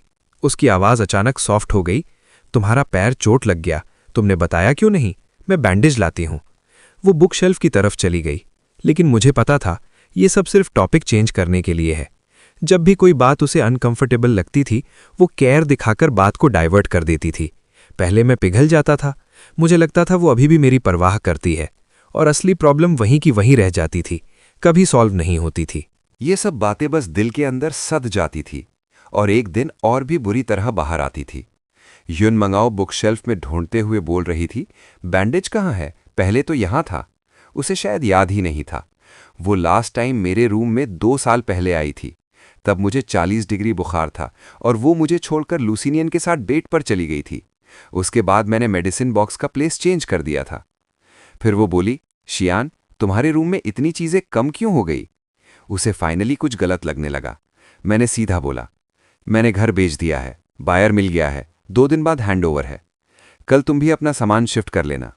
वो थोड़ा शॉक हो गई, गुस्सा होने वाली थी, लेकिन फिर अचानक हंस पड़ी। मजाक मत करो, इस घर में मेरा भी हिस्सा है, मेरे साइन के बिना कैसे बेच दिया? गुशियान, मुझे पता है तुम गुस्से में हो, चलो सिनियन को भेज देती हूं, तुम शांत हो जाओ। वो मेरी बात पर बिलीव ही नहीं कर रही थी। मैंने टेबल से कॉन्ट्रैक्ट उठाया और उसके हाथ में दे दिया। लास्ट पेज पर उसका साइन था, पावर ऑफ अटर्नी। ब्रोकर ने बोला था ये इनफ है। मैंने बोला, याद है जब लूसिनियन ने ड्रंक ड्राइविंग की थी तब तुमने साइन किया था। अगर याद नहीं भी है तो भी ये लीगली वैलिड है। यून मंगाओ ने कॉन्ट्रैक्ट लिया, लास्ट पेज देखा और तुरंत उसका बॉडी स्टिफ हो गया। 1 सेकंड के लिए रुक गई, फिर अचानक चिल्लाई, मेरे बिना परमिशन के तुमने घर बेच दिया? मैं हंस पड़ा। मैंने कहा, मैं कंपनी का कोई शेयर नहीं ले रहा, लेकिन ये घर मैंने अपने पैसे से खरीदा था, तो इस पर डिसीजन लेना मेरा राइट है। वैसे भी तुमने लूसिनियन के लिए नया घर ले लिया है, तुम होमलेस नहीं हो। इमोशन और लॉजिक दोनों से मेरा घर बेचना गलत नहीं है। वो चुप हो गई, उसका फेस पेल हो गया। मुझे लगा अब वो ब्रेकअप एक्सेप्ट करेगी, लेकिन अनएक्सपेक्टेडली वो खुद को काम करने लगी। फिर सॉफ्टली बोली, वो घर मैं तुम्हारे लिए लेना चाहती थी, लूसिनियन के लिए नहीं। उसका नाम सिर्फ उसे बिलोंगिंग फील कराने के लिए डाला था। अगर तुम्हें प्रॉब्लम है, कल ही उसका नाम हटा देती हूं। हम इतने सालों से साथ हैं, ऐसे कैसे ब्रेकअप कर सकते हैं? शियान, तुम अभी गुस्से में हो, शांत हो जाओ, कल बात करते हैं। ये बोलकर वो मुड़कर चली गई। हमेशा ऐसा ही होता था। जब भी हमारी फाइट कंट्रोल से बाहर होती, वो ऐसे बिहेव करती जैसे वो मुझे अभी भी प्यार करती है, और मैं खुद को ही समझा लेता था। अपने आप को कन्विंस करता था कि सब ठीक हो जाएगा। फिर मैं ही उसे मनाता, माफ़ी मांगता और सब नॉर्मल हो जाता। शुरू में मैं उसे सच में प्यार करता था। बाद में समझ गया उसका दिल मेरे साथ नहीं रहा, लेकिन इतने सालों के रिश्ते को छोड़ नहीं पाया। सोचता था थोड़ा और सह लेता हूँ, सब ठीक हो जाएगा। लेकिन इतना टाइम बीत गया, कुछ भी ठीक नहीं हुआ। सब सिर्फ मेरा इल्यूजन था। शायद उसे लगा मैं फिर से उसकी बातों में आ जाऊंगा, लेकिन इस बार वो गलत थी। ये रिलेशनशिप कब का खत्म हो चुका था। हर डिसअपॉइंटमेंट ने इसे धीरे धीरे खत्म कर दिया था। उसके जाने के बाद मैंने फ्लोर साफ किया, अपनी चोट पर दवा लगाई। जब मैं बाहर आया तो युन मंगाओ और लुसिनियन दोनों जा चुके थे। टेबल पर बचा हुआ खाना पड़ा था और जमीन पर आधी बुझी हुई कैंडल थी। घर साफ करना हमेशा मैं ही करता था, कभी उसे हाथ तक नहीं लगने दिया। वो भी आदत डाल चुकी थी, लेकिन इस बार मुझे साफ करने का मन नहीं था। सोचा वैसे भी घर हैंडओवर से पहले साफ करना पड़ेगा, कल किसी क्लीनिंग सर्विस को बुला लूंगा। फेस वॉश करके मैं सो गया। अगली सुबह जब मैं रूम से बाहर निकला तो पूरा घर ऑलरेडी साफ था। युन मंगाओ किचन में खड़ी थी, पता नहीं क्या कर रही थी। मुझे देखकर वो मुस्कुराई। मैं तुम्हें उठाने वाली थी। वो एप्रन पहने हुए थी और ऐसे बिहेव कर रही थी जैसे कल कुछ हुआ ही नहीं हो। मैं पूरा घर साफ कर चुकी हूँ, डिसइंफेक्ट भी कर दिया, युन माओ ने कहा। पहले अगर ऐसा होता तो मैं उसके सफाई के बाद रह गए पानी के दाग इग्नोर कर देता, उसकी तारीफ करता, उसे खुश करता। लेकिन अब मैंने सिर्फ हल्का सा ठंडा हंसकर बोला, ओह। मेरी ठंडी रिएक्शन देखकर वो थोड़ी डिसअपॉइंटेड हुई, लेकिन फिर भी जल्दी से स्माइल करने लगी। वो 2 प्लेट्स ब्रेकफास्ट की ले आई। मैंने बनाया है, ट्राई करो। मैंने देखा चीज़ ब्रेड था, देखने में अच्छा लग रहा था। सच बोलूं तो ये शायद पहली बार था जब उसने मेरे लिए ब्रेकफास्ट बनाया था। इमोशनली ये मोमेंट स्पेशल हो सकता था, लेकिन वो भूल गई थी कि मुझे चीज़ से एलर्जी है। उसका फेस थोड़ा चेंज हुआ। जल्दी से बोली, मैं दूसरा बना देती हूँ। मैंने सीधा कहा, ये सब करने की ज़रूरत नहीं। लास्ट ईयर के पार्टी में उसे याद था लुसिनियन क्या नहीं खाता, मटन नहीं, जिंजर नहीं, गार्लिक नहीं। लेकिन उसे याद नहीं था एक बार गलती से मैंने गलत चीज़ खा ली थी और मुझे इतनी सिवियर एलर्जी हुई थी कि हॉस्पिटल जाना पड़ा था। फिर भी उसे कोई फर्क नहीं था। वो थोड़ा इरिटेट होके बोली, शादीशुदा लोग इतनी छोटी बातों को लेकर रूठते नहीं। मैं इतना एफर्ट कर रही हूँ फिर भी तुम इतने पिकी हो। मुझे रोज कंपनी का काम भी देखना होता है, गलती हो जाना नॉर्मल है। मैंने सिर्फ सर हिलाकर कहा, हमारे ब्रेकअप होना भी नॉर्मल है। ये सुनकर वो फाइनली गुस्सा हो गई। उसने जोर से प्लेट टेबल पर पटक दी। तेज आवाज हुई। वो गुस्से में मुझे घूर कर देखती रही, फिर बिना कुछ बोले डोर पटक कर चली गई। ये हमारे कोल्ड वॉर की शुरुआत थी। मैंने बस एक गहरी सांस ली। फिर मैंने क्लीनिंग सर्विस बुला ली, साथ ही युन माओ का सारा सामान पैक करके उसके सबर्बन हाउस पर भेज दिया। घर स्मूथली हैंडओवर हो गया। तब युन माओ को शायद समझ आया ये ब्रेकअप कोई धमकी नहीं था। उसने मुझे मैसेजेस भेजे, पहले थोड़ा मजाक उड़ाया। जब मैं रिएक्ट नहीं किया तो सोशल मीडिया पर पोस्ट्स डालने लगी। लुसिनियन के साथ फोटोज, रोज नए पोस्ट्स। आज जू, कल हॉट एयर बलून, फिर कंपनी सक्सेस, फिर बाली ट्रिप रिवॉर्ड के नाम पर। फोटोज में वो डेलिब्रेटली कपल रिंग्स भी दिखा रही थी। कैप्शन लिखा, जिसे प्यार करो उसके साथ बचपना कर सकते हो। मुझे पता था वो मुझे प्रोवोक कर रही हैं। वो चाहती थी मैं जेलस हो जाऊं, गुस्सा करूं और उसे वापस आने के लिए बैक करूं, फिर वो अपनी कंडीशंस रखे। लेकिन अब मुझे फर्क ही नहीं पड़ता था। मैं बस इग्नोर कर रहा था। एक बार गलती से मैंने उसका पोस्ट लाइक कर दिया, फिर तुरंत अनलाइक कर दिया और उसे अनफॉलो कर दिया। फिर मैं अपने काम पर फोकस करने लगा। मेरे आने से मेरे फ्रेंड की कंपनी ग्रो होने लगी, प्रोजेक्ट्स बेटर होने लगे, करोड़ों का प्रॉफिट आने लगा। आज मैं और मेरा फ्रेंड एक इंपॉर्टेंट मीटिंग के लिए जा रहे थे। तभी युन माओ का मैसेज आया। ये रेयर था। उसने एक फोटो भेजी। मैंने खोला, वो एक मटर्निटी रिपोर्ट थी, उसके नाम के साथ। फिर उसका मैसेज आया, कैसा फील हो रहा है? मैंने रिप्लाई नहीं किया। वो फिर बोली, जस्ट जोकिंग, ये फेक रिपोर्ट है, पर सच बताओ अगर मैं किसी और के बच्चे से प्रेग्नेंट होती तो तुम्हें जेलसी होती? मुझे ये सब देखकर हंसी आई और तब मैंने रियलाइज किया, पहले अगर मैं ये देखता तो मैं गुस्से से भर जाता, दिल तेज धड़कता, फेस रेड हो जाता। लेकिन अब मैंने मिरर में अपना फेस देखा, बिल्कुल काम, जैसे कुछ हुआ ही नहीं। मेरा स्मार्ट वॉच भी नॉर्मल था, मेरी हार्ट बीट भी नॉर्मल थी। जैसे युन माओ का किसी और का हो जाना अब मेरे लिए मैटर ही नहीं करता। मैं अब सब कुछ एक्सेप्ट कर चुका था। मेरा मन नहीं था उससे रिप्लाई करने का, लेकिन लुसिनियन के पहले वाले प्रोवोकेशंस याद करके मैंने कामली रिप्लाई किया। अब तुम्हारा न्यू बॉयफ्रेंड है तो ऐसे बाउंड्रीलेस बातें मत करो, गलत समझ हो सकता है।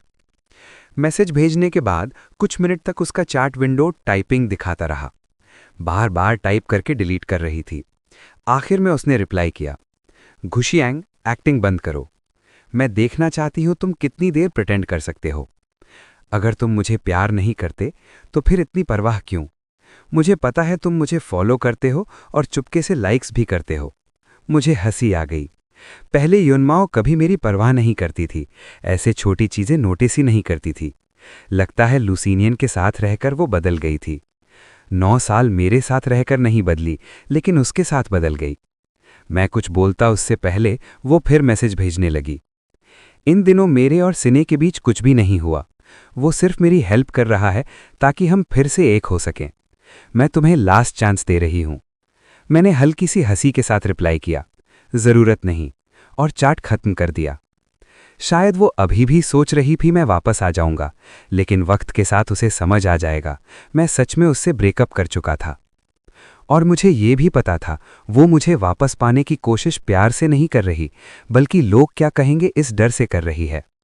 अगर सच बाहर आ गया कि वो लुसीनियन के लिए मुझे छोड़ रही है तो लोग उसे जज करेंगे। लेकिन अब मुझे कोई फर्क नहीं पड़ता था। मैं सिर्फ अपने करियर पर फोकस कर रहा था। उसी शाम मैं और मेरा फ्रेंड एक इंपॉर्टेंट प्रोजेक्ट डील फाइनलाइज करने गए। डील स्मूथली हो गई। मेरा फ्रेंड बहुत खुश था। उसने मुझे और भी बड़े बड़े बिजनेस लोगों से मिलवाया। एक मीटिंग में उसने सबके सामने मुझे अपना पार्टनर इंट्रोड्यूस किया। सब लोग मुझे रिस्पेक्ट देने लगे। मुझे थोड़ा सरप्राइज हुआ। पहले जब मैं युनमाओ के साथ ऐसे मीटिंग्स में जाता था, वो मुझे पार्टनर नहीं, एक एम्प्लॉय जैसा ट्रीट करती थी, जैसे मुझे कुछ समझ ही नहीं आता। धीरे धीरे लोग भी मुझे रिस्पेक्ट देना बंद कर दिए थे। कभी कभी तो मुझे छोटे काम भी बोल देते थे। मैं उसे ब्लेम नहीं कर सकता, गलती मेरी भी थी, मैंने ही उसे इतना इंपॉर्टेंस दिया था। 3 राउंड ड्रिंक्स के बाद सब लोग और फ्रेंडली हो गए। तब एक बॉस ने मुझे साइड में ले जाकर पूछा, शियन, तुमने किसी को ऑफेंड किया है क्या? मैंने देखा तुम्हारा नाम इंडस्ट्री ब्लैकलिस्ट में है। मुझे शॉक लगा। उसने अपनी लिस्ट दिखाई। मेरा नाम और फोटो क्लियरली था। रीजन लिखा था, मैनेजमेंट फॉलो नहीं करता, टीम के साथ कोऑपरेट नहीं करता, जेलस नेचर, बैड कैरेक्टर। मुझे तुरंत समझ आ गया ये किसने किया है। बॉस ने कहा, मुझे पता है तुम ऐसे नहीं हो, किसी ने तुम्हारे साथ खेल खेला है। चिंता मत करो, मैं अभी डिलीट करता हूं। उसने तुरंत मेरा नाम लिस्ट से हटा दिया। मैंने उसका थैंक यू किया। दिल में हल्की सी कड़वी हंसी आई। सोचा, अगर मेरे पास फ्रेंड का सपोर्ट नहीं होता तो मेरा करियर खत्म हो सकता था। पार्टी खत्म होने के बाद मैं और मेरा फ्रेंड सबको कार तक छोड़ने लगे। वो अपनी गर्लफ्रेंड से कॉल करने चला गया। मैं होटल के बाहर खड़ा था, ड्राइवर का वेट कर रहा था। तभी पीछे से आवाज आई, ब्रदर शियन, तुम यहां क्या कर रहे हो? मैंने मुड़कर देखा। वहां लुसीनियन और युनमाओ खड़े थे। लुसीनियन ने उसकी कमर पकड़ी हुई थी। दोनों एक कपल की तरह क्लोज थे। मुझे देखकर लुसीनियन हंस पड़ा। फिर युन से बोला, सिस्टर युन, लगता है ब्रदर शियन तुमसे मिलने आए हैं। मैं थोड़ी देर के लिए चला जाता हूं। वो जैसे जाने का एक्टिंग कर रहा था, लेकिन क्लियरली उसका कोई इंटेंशन नहीं था। युन ने तुरंत उसे रोक लिया और उसके सीने से लग गई, जैसे मुझे दिखा रही हो उनका क्लोजनेस। फिर बोली, वो आउटसाइडर नहीं है। युनमाओ ने कहा, वो क्यों अवॉइड करे? फिर उसने मुझे स्मग लुक से देखा और बोली, तुमने ही तो कहा था तुम्हें चांस नहीं चाहिए, अब यहां क्या कर रहे हो? मैं अभी बता रही हूं, अब बहुत लेट हो चुका है। गुशियान, तुम्हारे चांसेस खत्म हो चुके हैं। उसका एटीट्यूड एरोगेंट था और लूशियान के सामने उसका बिहेवियर बिल्कुल अलग था। मुझे पता था वो गलत समझ रही है, फिर भी मैंने कामली एक्सप्लेन किया, मैं अपने फ्रेंड के साथ खाना खाने आया था, अब निकल रहा हूं। जैसे ही मैंने ये बोला, लूशियान जोर से हंस पड़ा। सॉरी ब्रदर शियान, मैं रोक नहीं पा रहा, पर सोचा नहीं था तुम इतने एक्स्ट्रावेगेंट हो जाओगे। अभी जॉब भी नहीं है और इतने बड़े होटल में खाना। उसकी बात का मतलब क्लियर था, वो मुझे झूठा और शो ऑफ बोल रहा था। युनमांग याओ ने मुझे देखा, उसकी आंखों में डिस्गस्ट और बढ़ गया। गुशियान, मुझे उम्मीद नहीं थी तुम ऐसे बन जाओगे। मैंने कुछ एक्सप्लेन नहीं किया, मुझे पता था वो बिलीव नहीं करेगी, चुप रहना ही बेटर था। मेरी साइलेंस देखकर उसे लगा मैं गिल्टी हूं। वो ठंडी हंसी के साथ बोली, अब समझ आ रहा है ना लाइफ कितनी मुश्किल है, अब रिग्रेट हो रहा है? मुझे हंसी आ गई। उसे अभी तक पता ही नहीं था मैं ऑलरेडी अपने फ्रेंड की कंपनी ज्वाइन कर चुका हूँ। मैं कुछ बोलने वाला था, तभी वो फिर बोली, मैं तुम्हें माफ़ नहीं करना चाहती थी, लेकिन हम इतने सालों से साथ हैं। मुझे तुमसे बिल्कुल फीलिंग्स नहीं है, ऐसा भी नहीं है। तुम इतनी दूर मेरे पास आए हो, इसलिए मैं तुम्हें एक और चांस देती हूँ। अब तुम अच्छा बिहेव करना। ये सुनकर मैं थोड़ा आईब्रो रेस किया और लूशियान की तरफ देखा। उसके फेस पर क्लियरली पैनिक था। शायद उसने ये एक्सपेक्ट नहीं किया था। वो धीरे से बोला, सिस्टर यून, अब अच्छे से सोच लो। लेकिन यून माओ ने उसकी बात इग्नोर कर दी। फिर मुझे देखकर बोली, सुना तुमने? बहुत लोग मुझे बोलते हैं तुमसे रिकंसाइल मत करो, कहते हैं तुम मेरे लायक नहीं रहे। तुम्हें पता है कितने लोग मुझे रोज बोलते थे तुमसे ब्रेकअप करने के लिए? अगर मैं बार बार तुम्हें माफ नहीं करती तो कब का खत्म हो गया होता। मुझे समझ नहीं आता तुम्हें क्या हो गया है। किसने तुम्हें इन्फ्लुएंस किया कि तुम खुद ब्रेकअप करने लगे? सबको पता है तुम कितने खुश थे, सिर्फ तुम्हें ही उसकी वैल्यू नहीं पता। वो लगातार बोलती जा रही थी। मैं कुछ बोलने ही वाला था, तभी मेरे फ्रेंड की आवाज़ आई, शियान, ये कौन लोग हैं? मेरा फ्रेंड आ गया। मैंने अंदर से रिलीफ फील किया। मैंने कहा, पुराने कलीग्स हैं, यहाँ मिल गए। पहले यूनमाओ मुझे कभी अपना बॉयफ्रेंड इंट्रोड्यूस नहीं करती थी, हमेशा कहती थी मैं उसका कलीग हूँ। मुझे लगा वो खुश होगी, लेकिन उसका फेस और डार्क हो गया। मैंने इग्नोर किया और इंट्रोड्यूस किया, ये मेरा फ्रेंड है, मैं इसी के साथ खाना खाने आया था। यूनमाओ का एक्सप्रेशन और ख़राब हो गया। तब लूशियन हंसकर बोला, अच्छा, तो सच में आपका फ्रेंड है जो आपको यहाँ खिलाने लाया? लगता है आपका फ्रेंड काफ़ी रिच है, काम क्या करता है? मेरा फ्रेंड थोड़ा इरिटेट हो गया। उसने धीरे से मुझे बोला, ये बंदा इतना अजीब क्यों बात कर रहा है? मैं हल्का सा हंसकर बोला, छोड़ो, आदत हो जाएगी। मेरा फ्रेंड फिर कामली बोला, बस छोटा मोटा बिजनेस करता हूँ, कोई बड़ी बात नहीं। ये सुनकर लूशियन और ज़्यादा स्मग हो गया। वो हंसकर बोला, आजकल बिजनेस करना आसान नहीं है, खून पसीने की कमाई है, ऐसे वेस्ट नहीं करनी चाहिए। मेरे फ्रेंड ने उसकी बात समझ ली, लेकिन उसने कुछ रिप्लाई नहीं किया। मेरे फ्रेंड ने उसका जवाब नहीं दिया। वो धीरे से मुझे बोला, क्या सीन है? तुम्हारा इस बंदे से कुछ प्रॉब्लम है? मैंने छुपाया नहीं, धीरे से बोला, जो लड़की उसके पास है वो मेरी एक्स गर्लफ्रेंड है।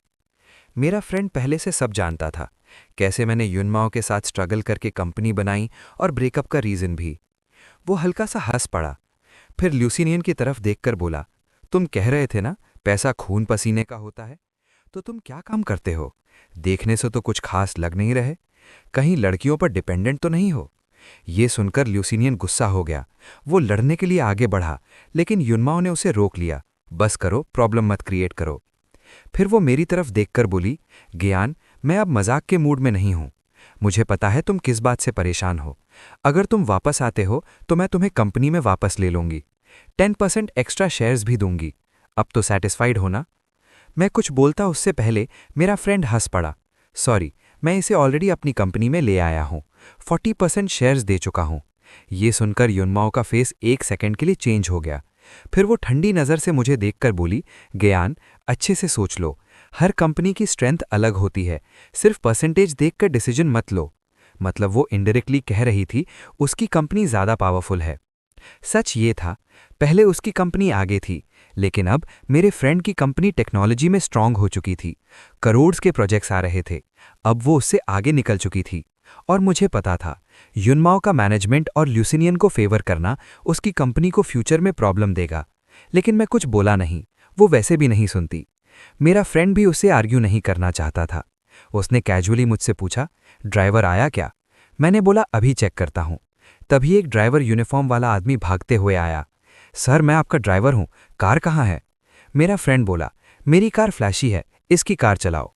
उसने मेरी तरफ इशारा किया। मैंने बिना सोचे कीज दे दी।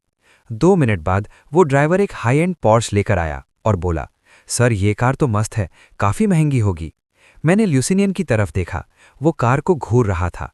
युनमाओ भी कुछ सोच रही थी, उसका एक्सप्रेशन अच्छा नहीं था। मेरा फ्रेंड मुस्कुराकर बोला, कुछ खास नहीं, बस 1 करोड़ के अराउंड है, कंपनी बोनस है। फिर उसने ड्राइवर से बोला, वैसे हमें एक परमानेंट ड्राइवर चाहिए, 20,000 पर मंथ काम करोगे? ड्राइवर खुश हो गया, सच में सर, ज़रूर।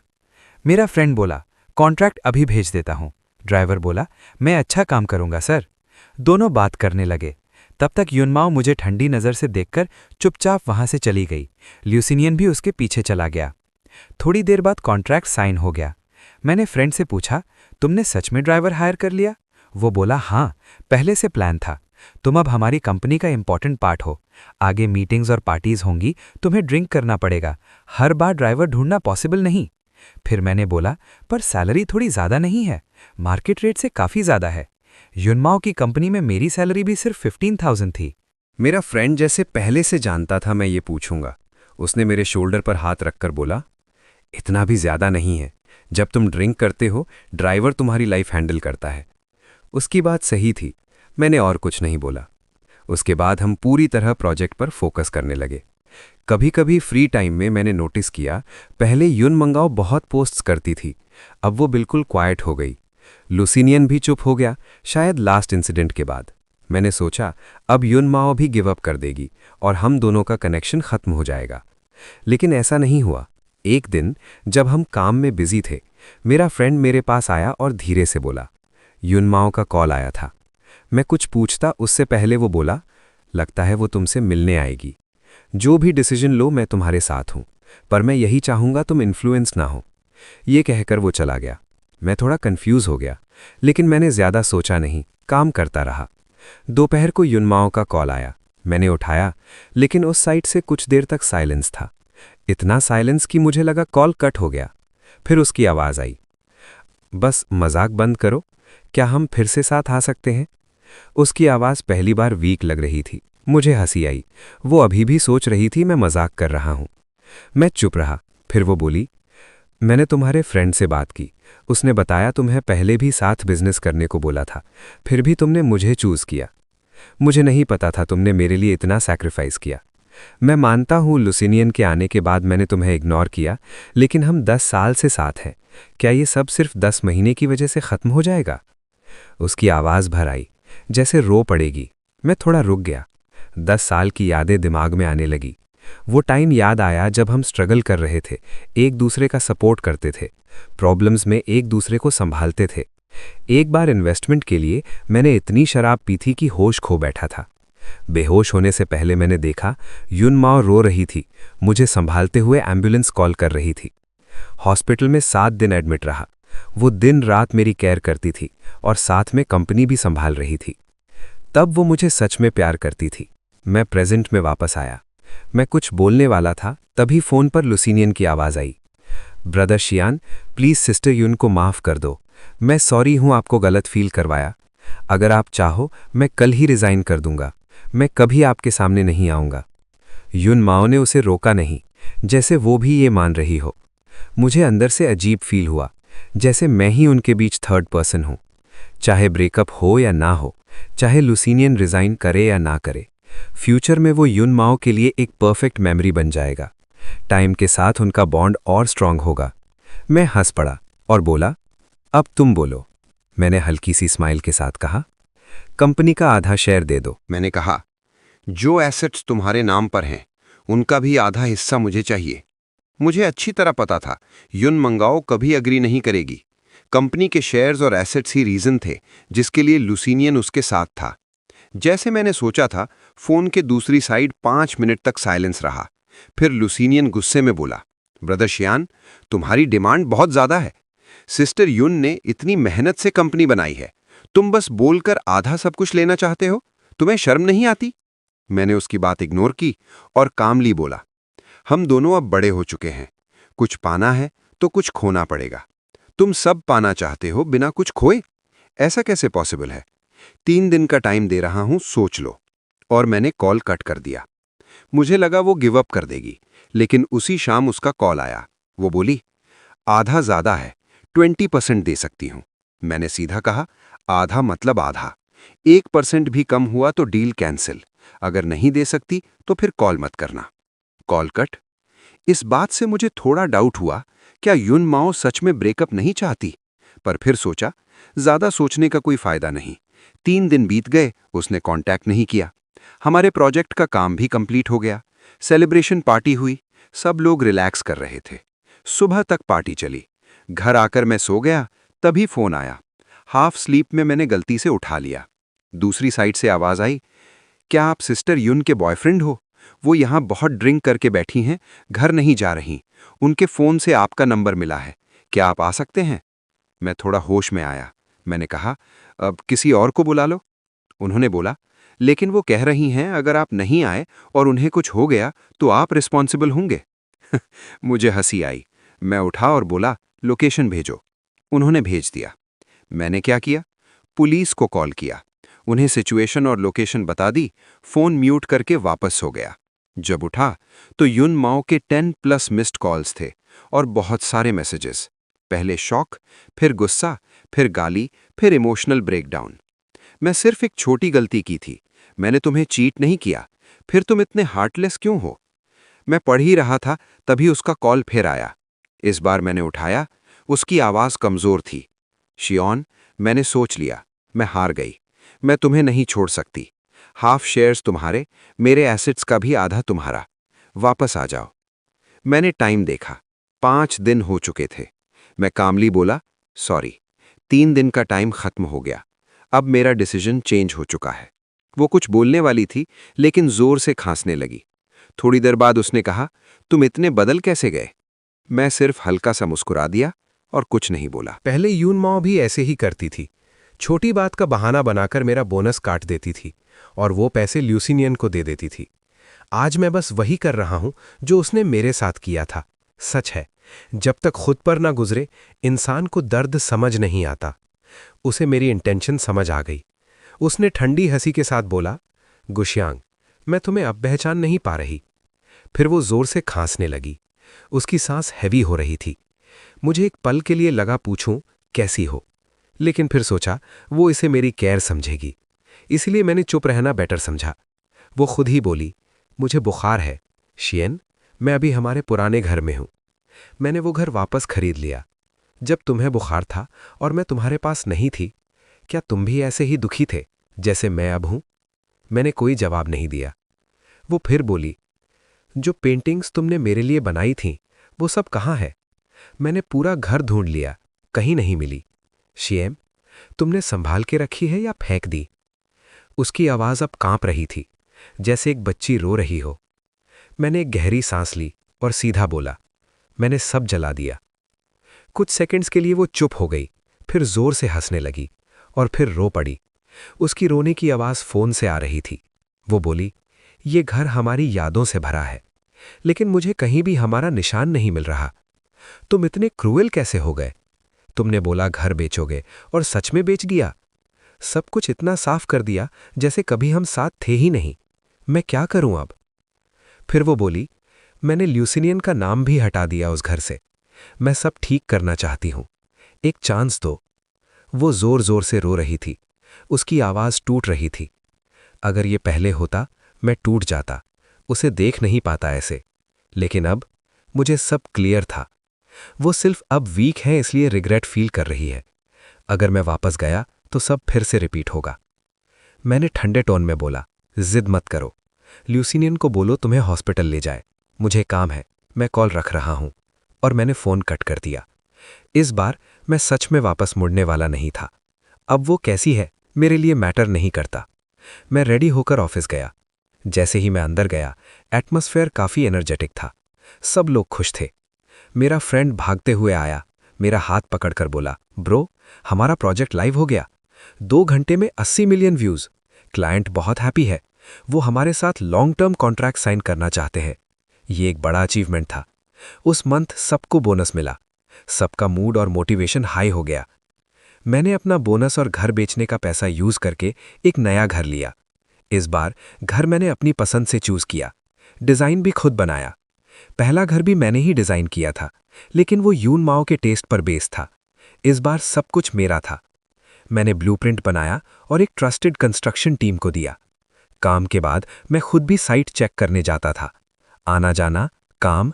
कुछ दिन काफी टायरिंग रहे। इतना काम करने से मेरी बॉडी थक गई थी।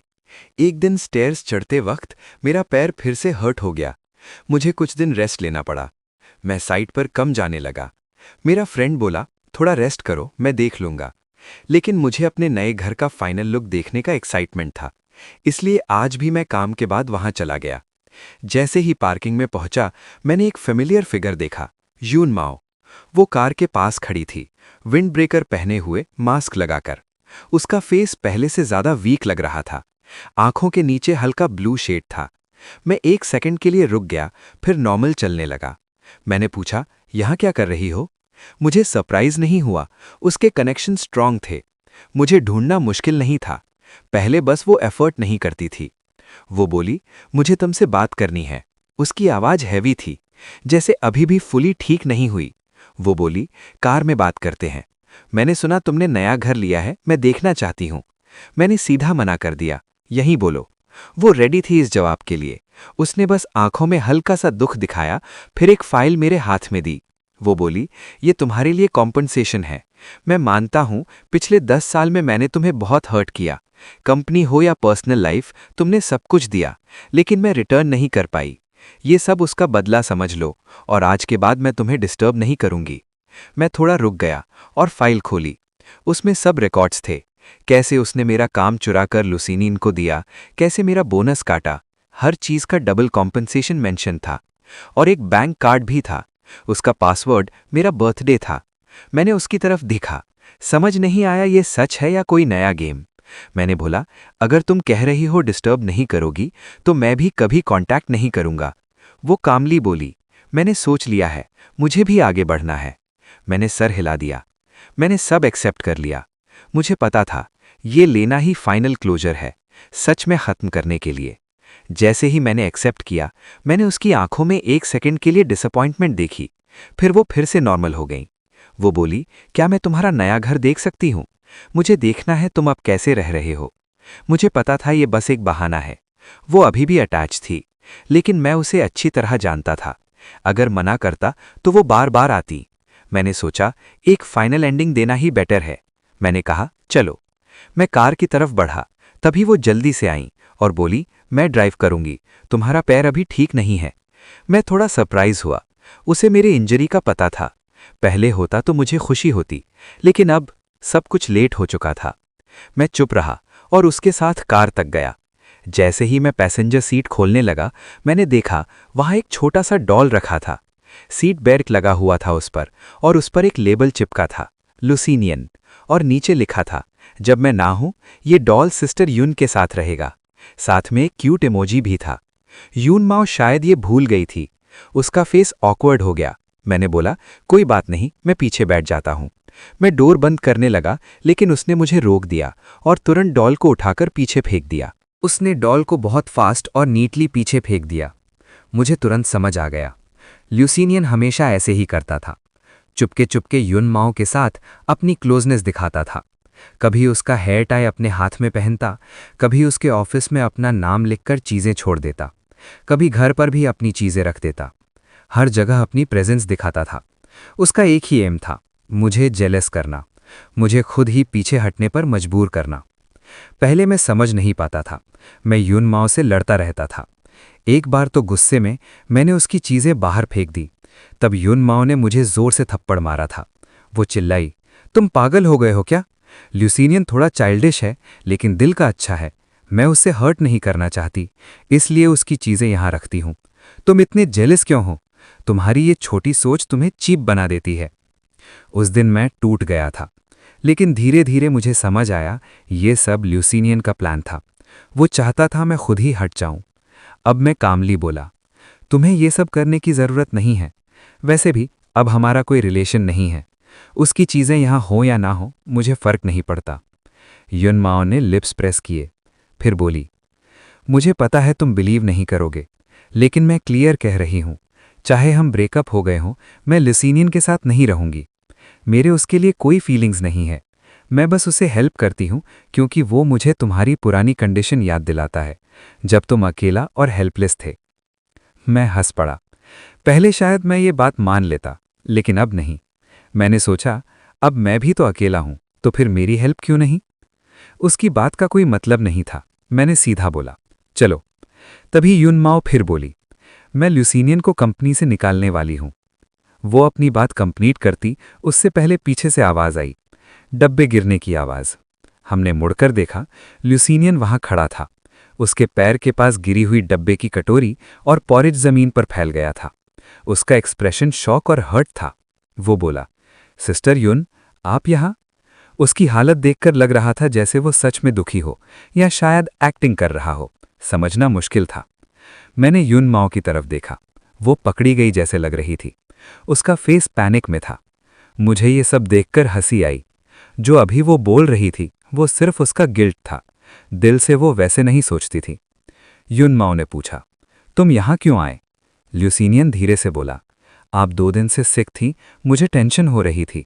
मैं आपके लिए पॉरेज बनाकर लाया था, पर जब आपके घर गया आप वहाँ नहीं थी। फिर मैंने आपको फॉलो किया, लेकिन अब लगता है ज़रूरत नहीं थी। वो झुककर पॉरेज साफ करने लगा। उसका एक्सप्रेशन बिल्कुल टूट गया था। युन माओ का फेस चेंज हो गया, जैसे वो कुछ बोलना चाहती हो, लेकिन ल्यूसीनियन ने उसे रोक दिया। सिस्टर युन, मैं समझता हूँ आपका और ब्रदर शियन का रिलेशन इंपॉर्टेंट है। आप उनके साथ अच्छा करो, ये सही है। गलती मेरी है, मैं समझ नहीं पाया। आप जाओ, मैं ये साफ कर लेता हूँ। उसने कार की तरफ देखा, पीछे फेंका हुआ टेडी बेयर देखा और फिर चुपचाप सफाई करने लगा। उसका ये अंडरस्टैंडिंग बिहेवियर देखकर युनमाओ कंफ्यूज हो गई, जैसे उसका दिल हिल रहा हो। वो एक स्टेप आगे बढ़ी, फिर रुक गई, फिर बोली, मैं पहले जा रही हूँ, रात में किसी को भेज दूंगी सफाई के लिए। ल्यूसीनियन ने सर हिला दिया, नहीं, जरूरत नहीं। सिस्टर युन, मैं अब बच्चा नहीं हूं। जब आप सिक थीं, मैंने ही आपका ख्याल रखा था। मुझे पता है कैसे हैंडल करना है। प्लीज आप मेरी चिंता मत करो। युनमिंग याओ का फेस देखकर लग रहा था उसके अंदर फिर से गिल्ट आ गया है, लेकिन फिर भी उसने खुद को संभाला और नजर हटा ली। वो बोली, कार में बैठो। उसने डोर खोला, लेकिन मैं नहीं बैठा। मैंने सीधा कहा, मैं खुद ड्राइव कर सकता हूं, तुम जाकर उसका ख्याल रखो। हम ऑलरेडी ब्रेकअप कर चुके हैं, मेरे सामने एक्टिंग करने की जरूरत नहीं। ये सुनकर मैंने क्लियरली देखा लुसीनियन की आंखों में खुशी चमकी। वो इनोसेंट बनकर बोला, अरे तुम लोग ब्रेकअप कर चुके हो, तो फिर ब्रदर शियन अभी भी मुझसे गुस्सा क्यों है? क्या मैं गलत टाइम पर आ गया? युनमानो बोली, इसका तुमसे कोई लेना देना नहीं, हम पीसफुली ब्रेकअप हुए हैं। फिर उसने मुझे देखा और कहा, मैंने कहा था आज मैं तुम्हें ले जाऊंगी, जो भी हो मैं अपना प्रॉमिस रखूंगी। उसकी बात खत्म ही हुई थी तभी लुसीनियन अचानक से कराहने लगा। अपना चेस्ट पकड़कर जमीन पर गिर गया। सिनियन, क्या हुआ? युनमाओ का फेस तुरंत चेंज हो गया। वो बिना सोचे उसके पास भागी, उसे उठाया। लुसीनियन बिल्कुल वीक एक्टिंग कर रहा था, कुछ बोल भी नहीं रहा था। युनमाओ और ज्यादा पैनिक हो गई। उसने उसे उठाया, कार तक ले गई, उसे सीट पर बिठाने लगी। फिर अचानक उसने मेरी तरफ देखा, जैसे कंफ्यूज हो। मैं समझ गया वो क्या सोच रही है। मैंने कामली बोला, लाइफ इंपॉर्टेंट है, उसे हॉस्पिटल ले जाओ। युनमाओ ने अपने लिप्स बाइट किए, जैसे डिसीजन ले रही हो। फिर बोली, तुम नया घर जाओ, मैं इसे हॉस्पिटल ले जाकर तुमसे मिलती हूँ। और बिना कुछ और बोले वो लुसीनियन को लेकर चली गई। मैं बस खड़ा देख रहा था। कार तेज स्पीड से चली गई। मेरा दिल बिल्कुल काम था। मुझे क्लियरली पता था लुसीनियन एक्टिंग कर रहा था, लेकिन अब मुझे फर्क नहीं पड़ता था। मैं अपनी कार की तरफ गया, तभी मेरा फ्रेंड का कॉल आया। वो एक्साइटेड था, ब्रो, दूसरा प्रोजेक्ट भी वायरल हो गया, फॉरेन कंपनीज भी इंटरेस्ट दिखा रही हैं, चलो बिजनेस ट्रिप पे चलते हैं। मैंने बिना सोचे हाँ बोल दिया। मैं तुरंत एयरपोर्ट के लिए निकल गया। सब कुछ बहुत फास्ट हुआ। फॉरेन पहुंचते ही हमने फुल प्रिपरेशन स्टार्ट कर दिया। रिसर्च, ट्रांसलेशन, प्रेजेंटेशन, सब कुछ डिटेल में। हम दोनों सिर्फ 4 घंटे सोते थे। कभी कभी खड़े खड़े ही नींद आ जाती थी, लेकिन मेहनत रंग लाई। मीटिंग के बाद इंटरप्रेटर ने बोला, उन्हें आपका प्रपोजल बहुत पसंद आया, डील कंफर्म। मैं और मेरा फ्रेंड खुशी से एक दूसरे को हक किया। उस रात हम फाइनली चैन से सोए। इतने दिन हमने फ़ोन तक चेक नहीं किया था। तब मैंने देखा युनमाओ के काफ़ी मिस्ड कॉल्स और मैसेजेस थे। वो तब के थे जब मैं अब्रॉड पहुंचा था। उसने लिखा था, मैं तुम्हारे नए घर के नीचे हूं, तुम कहाँ हो? मुझे सरप्राइज हुआ, वो सच में मुझे ढूंढने आई थी। लेकिन अब इसका कोई मतलब नहीं था। मैंने इग्नोर कर दिया। कुछ दिन बाद मैं वापस आ गया। रात का टाइम था। मैं घर आया, बेड पर लेटते ही डोर पर जोर जोर से नॉक होने लगा। आवाज़ इतनी तेज थी जैसे कोई गुस्सा निकाल रहा हो। मैं इरिटेट होकर डोर खोलने गया। जैसे ही डोर खोला, एक लड़की सीधा अंदर घुस गई। मैं रिएक्ट भी नहीं कर पाया, वो मुझे धक्का देकर अंदर ले आई। उसके बॉडी से स्ट्रॉन्ग अल्कोहल स्मेल आ रही थी और एक फेमिलियर परफ्यूम की खुशबू भी। और कौन हो सकता था? वो युनमिंग याओ ही थी। मैंने थोड़ा हेल्पलेस होके पूछा, फिर से यहाँ क्यों आई हो? हमारा तो सब खत्म हो चुका है ना? वो नशे में थी, हल्का सा हंसी और बोली, हाँ, खत्म हो गया, मैं और लूसीनियन अब साथ हैं। खुश हो? वो मुझे अजीब एक्सप्रेशन से देख रही थी, जैसे मेरी आंखों में दर्द देखना चाहती हो। लेकिन मैं बिल्कुल काम था। ये सब मैं पहले ही एक्सपेक्ट कर चुका था। मैंने सीधा बोला, फिर यहाँ क्यों आई हो, इतनी रात को इतना पीकर? क्या तुम्हारे बॉयफ्रेंड को पता है? मैं उसे कॉल करता हूँ, वो तुम्हें ले जाएगा। मैं फ़ोन निकालने लगा, लेकिन वो गुस्से में आ गई। उसने मेरा फ़ोन छीनकर ज़ोर से फेंक दिया। फ़ोन टूट गया। वो चिल्लाई, तुम्हें ज़रा भी फीलिंग्स नहीं है? पता है, उस दिन मैं तुम्हारा इंतज़ार करती रही, तुम मुझे इग्नोर करके भाग गए, तुम तो फ़ौरन भी चले गए। वो हंसी, फिर उंगली दिखाकर बोली, गुयान, तुम झूठे हो। मुझे रिग्रेट है तुम्हारे साथ रहना। हमें पहले ही ब्रेकअप कर लेना चाहिए था। वो ऑलमोस्ट कंट्रोल लूज कर चुकी थी। मैं थोड़ा टेंशन में आ गया, नेबर्स डिस्टर्ब हो सकते थे। लेकिन तभी लूसी नियान वहां आ गया। उसने मुझे एक स्ट्रांग लुक दिया, फिर युनमाओ का हाथ पकड़कर बोला, चलो, तुमने बहुत पी ली है, मैं तुम्हें घर ले चलता हूं। युनमाओ थोड़ी शांत हो गई। उसने एक लास्ट बार मुझे देखा, फिर बिना कुछ बोले लूसी नियान के साथ चली गई। उस दिन के बाद मुझे युनमाओ के बारे में ज्यादा कुछ पता नहीं चला। कभी कभी लूसी नियान सोशल मीडिया पर उनकी फोटोज डालता, लेकिन जल्दी डिलीट भी कर देता। फिर धीरे धीरे सब क्लियर होने लगा। मेरे फ्रेंड ने बताया, उसकी कंपनी का हाल खराब हो रहा है, मैनेजमेंट वीक हो गया था, एम्प्लॉयज रिजाइन करने लगे। लूसी नियान भी प्रॉब्लम्स क्रिएट कर रहा था। एक बार तो उसने गुस्से में इंपॉर्टेंट प्रपोजल फाड़ दिया, कंपनी का लाखों का नुकसान हो गया। युनमाओ ने उसे फायर कर दिया, लेकिन फिर भी वो दोनों साथ रह रहे थे। रिलेशनशिप और भी टॉक्सिक हो गया था। कभी कभी तो उनकी लड़ाई इतनी बढ़ जाती थी कि हॉस्पिटल तक बात पहुंच गई। मेरे कुछ पुराने कलीग्स भी मेरे पास आए। वो सब लॉयल लोग थे। मैंने और मेरे फ्रेंड ने उन्हें अपनी कंपनी में ले लिया। मैंने कुछ ज्यादा रिएक्ट नहीं किया, मुझे सब समझ आ रहा था। युनमाओ का डाउनफॉल स्टेप बाय स्टेप वही हो रहा था जो एक्सपेक्टेड था। उसकी सक्सेस भी लूसी नियान की वजह से, और फेलियर भी उसी की वजह से। अगर वो वक्त पर रुक जाती तो सब बच सकता था, लेकिन अब वो रुकना नहीं चाहती थी और गलती पे गलती करती जा रही थी। दूसरी तरफ मेरी लाइफ बेटर होती जा रही थी। मेरे फ्रेंड की कंपनी ग्रो कर रही थी, फॉरेन प्रोजेक्ट सक्सेसफुल रहे, नए कॉन्ट्रैक्ट्स मिलते रहे। मैं धीरे धीरे अपनी लाइफ रीबिल्ड कर रहा था, और सबसे इम्पॉर्टेंट, इस बार मैं खुद के लिए जी रहा था। सिर्फ 3 महीने में ही मैंने वो अचीव कर लिया जो मैं पहले 1 साल में करने का प्लान बना रहा था। उसके बाद मैं और मेरा फ्रेंड कंपनी को और एक्सपैंड करने के बारे में बात करने लगे। हमारी सोच काफी मैच करती थी, लेकिन बहुत सारे फैक्टर्स देखकर हमने प्लान ड्रॉप कर दिया। कुछ दिन तक डिस्कशन चलता रहा, लेकिन फाइनल प्लान रेडी नहीं हुआ। कभी कभी हम आर्ग्यू भी करते थे, लेकिन मेरा फ्रेंड युनमाओ जैसा नहीं था। पहले जब भी मेरा और युनमाओ का काम पर डिसएग्रीमेंट होता, वो सीधा बोल देती थी, मेरे तरीके से करो। चाहे वो सही हो या गलत, उससे फर्क नहीं पड़ता था। नहीं मानो तो प्रपोजल रिजेक्ट। लेकिन मेरा फ्रेंड मेरी बात ध्यान से सुनता था, फिर अपनी ओपिनियन देता था। हमारे आर्ग्यूमेंट्स हमें और मैच्योर बना रहे थे। आज भी एक डिस्कशन के बाद मैं थक कर घर आया। नया घर अब रेडी हो चुका था। मैं बाथटब में बैठकर रिलैक्स कर रहा था, सोच रहा था नेक्स्ट स्टेप क्या होगा। तभी फोन आया। मैंने हाथ साफ करके फोन उठाया। कॉलर देखकर थोड़ा सरप्राइज हुआ। युनमंग आया हो। लास्ट बार मिलने के बाद लगभग 6 महीने हो गए थे। कभी कभी बिजनेस पार्टीज में मिलते थे, बस फॉर्मल हेलो फिर अलग। लेकिन हर बार मुझे लुसिनियन की जलती हुई नजरें फील होती थी। समझ नहीं आता था इतने टाइम बाद भी वो इनसिक्योर क्यों है। मैंने कॉल उठाया। वो बोली, शियन, मेरे घर का वाटर पाइप टूट गया है, क्या तुम आकर देख सकते हो? उसकी आवाज़ थोड़ी अजीब थी, जैसे अभी रो कर आई हो। मैंने सीधा बोला, रिपेयरमैन बुला लो या लुसिनियन को बुलाओ। मुझे ये स्ट्रेंज लगा। अब हमारा कोई रिलेशन नहीं था, फिर भी वो मुझे कॉल कर रही थी। कुछ सेकंड साइलेंस रहा, फिर वो बोली, मैं और लुसिनियन ब्रेकअप कर चुके हैं, उसे कंपनी से भी निकाल दिया, अब हमारा कोई कांटेक्ट नहीं है। मैं थोड़ा सरप्राइज हुआ।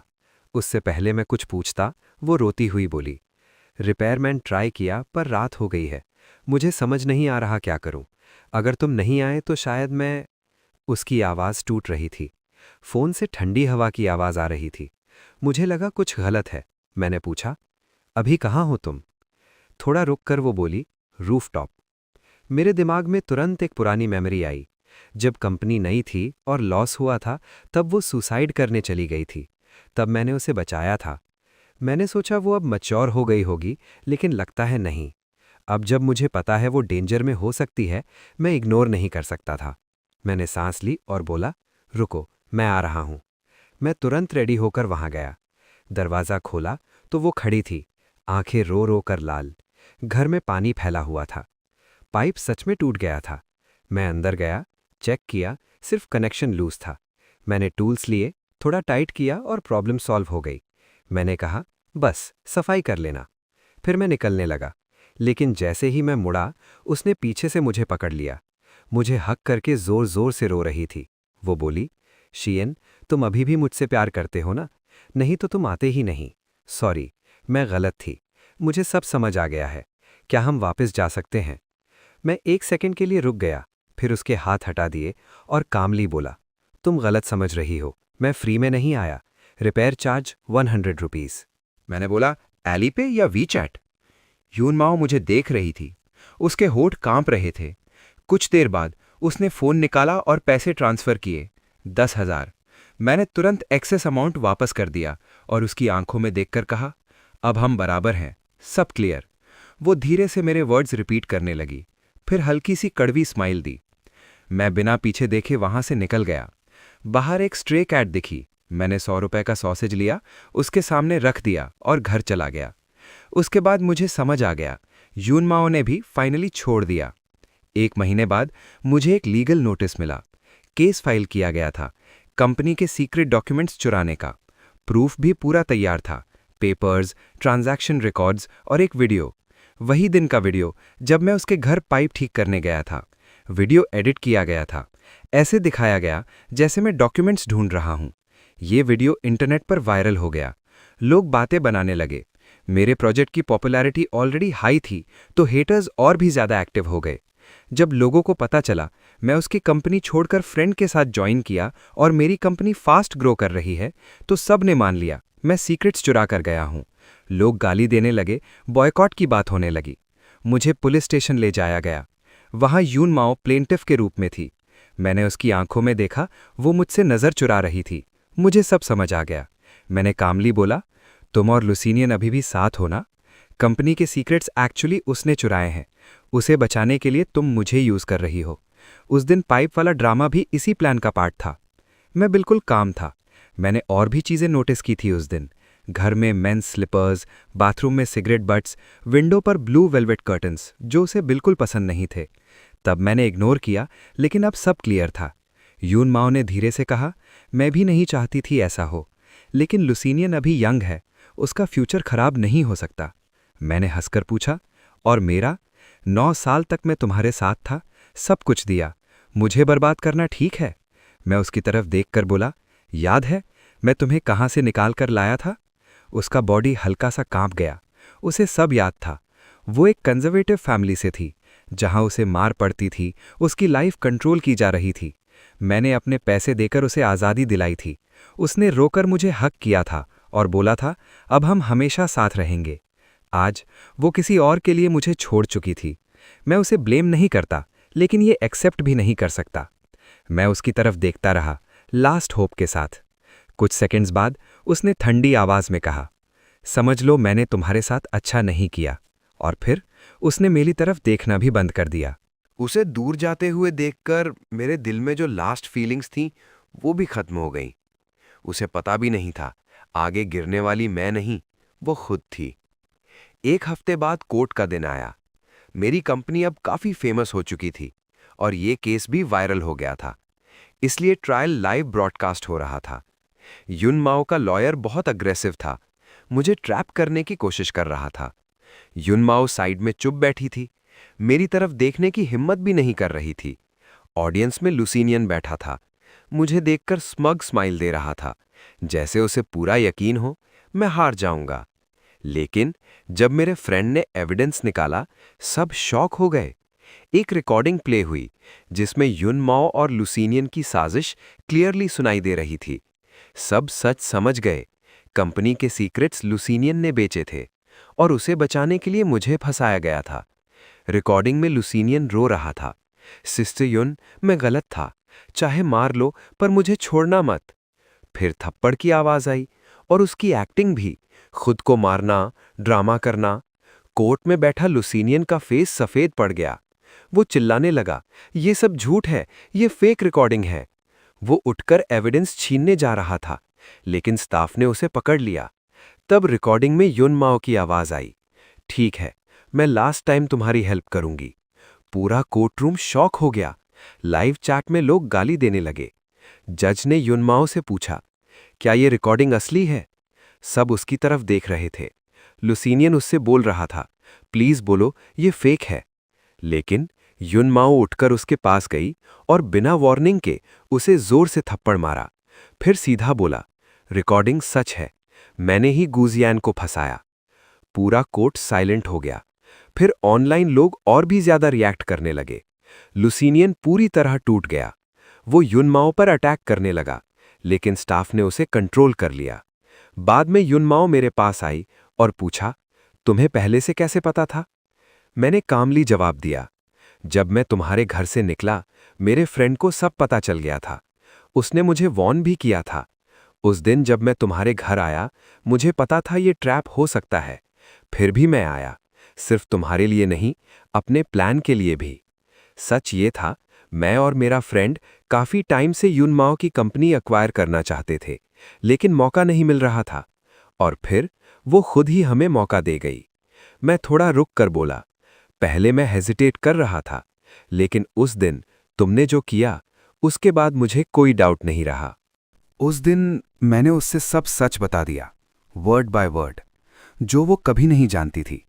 युन माओ बस हल्की सी मुस्कुराई, जैसे सब समझ गई हो, लेकिन उसकी स्माइल ठंडी थी। मुझे अंदर से अजीब सा फील हुआ, जैसे कुछ गलत होने वाला है। उसकी आंखों में एक अजीब चमक आई। तब मैंने देखा उसके हाथ में एक छोटा सा नाइफ था।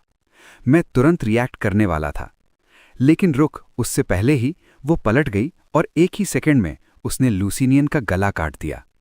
सब कुछ इतना फास्ट हुआ, कोई समझ भी नहीं पाया। लुसीनियन आंखें फाड़कर खून के पूल में गिर गया। स्टाफ पैनिक हो गए, लेकिन तब तक देर हो चुकी थी। और उससे भी ज्यादा शॉक, युन माओ ने तुरंत अपनी रिस्ट भी काट ली।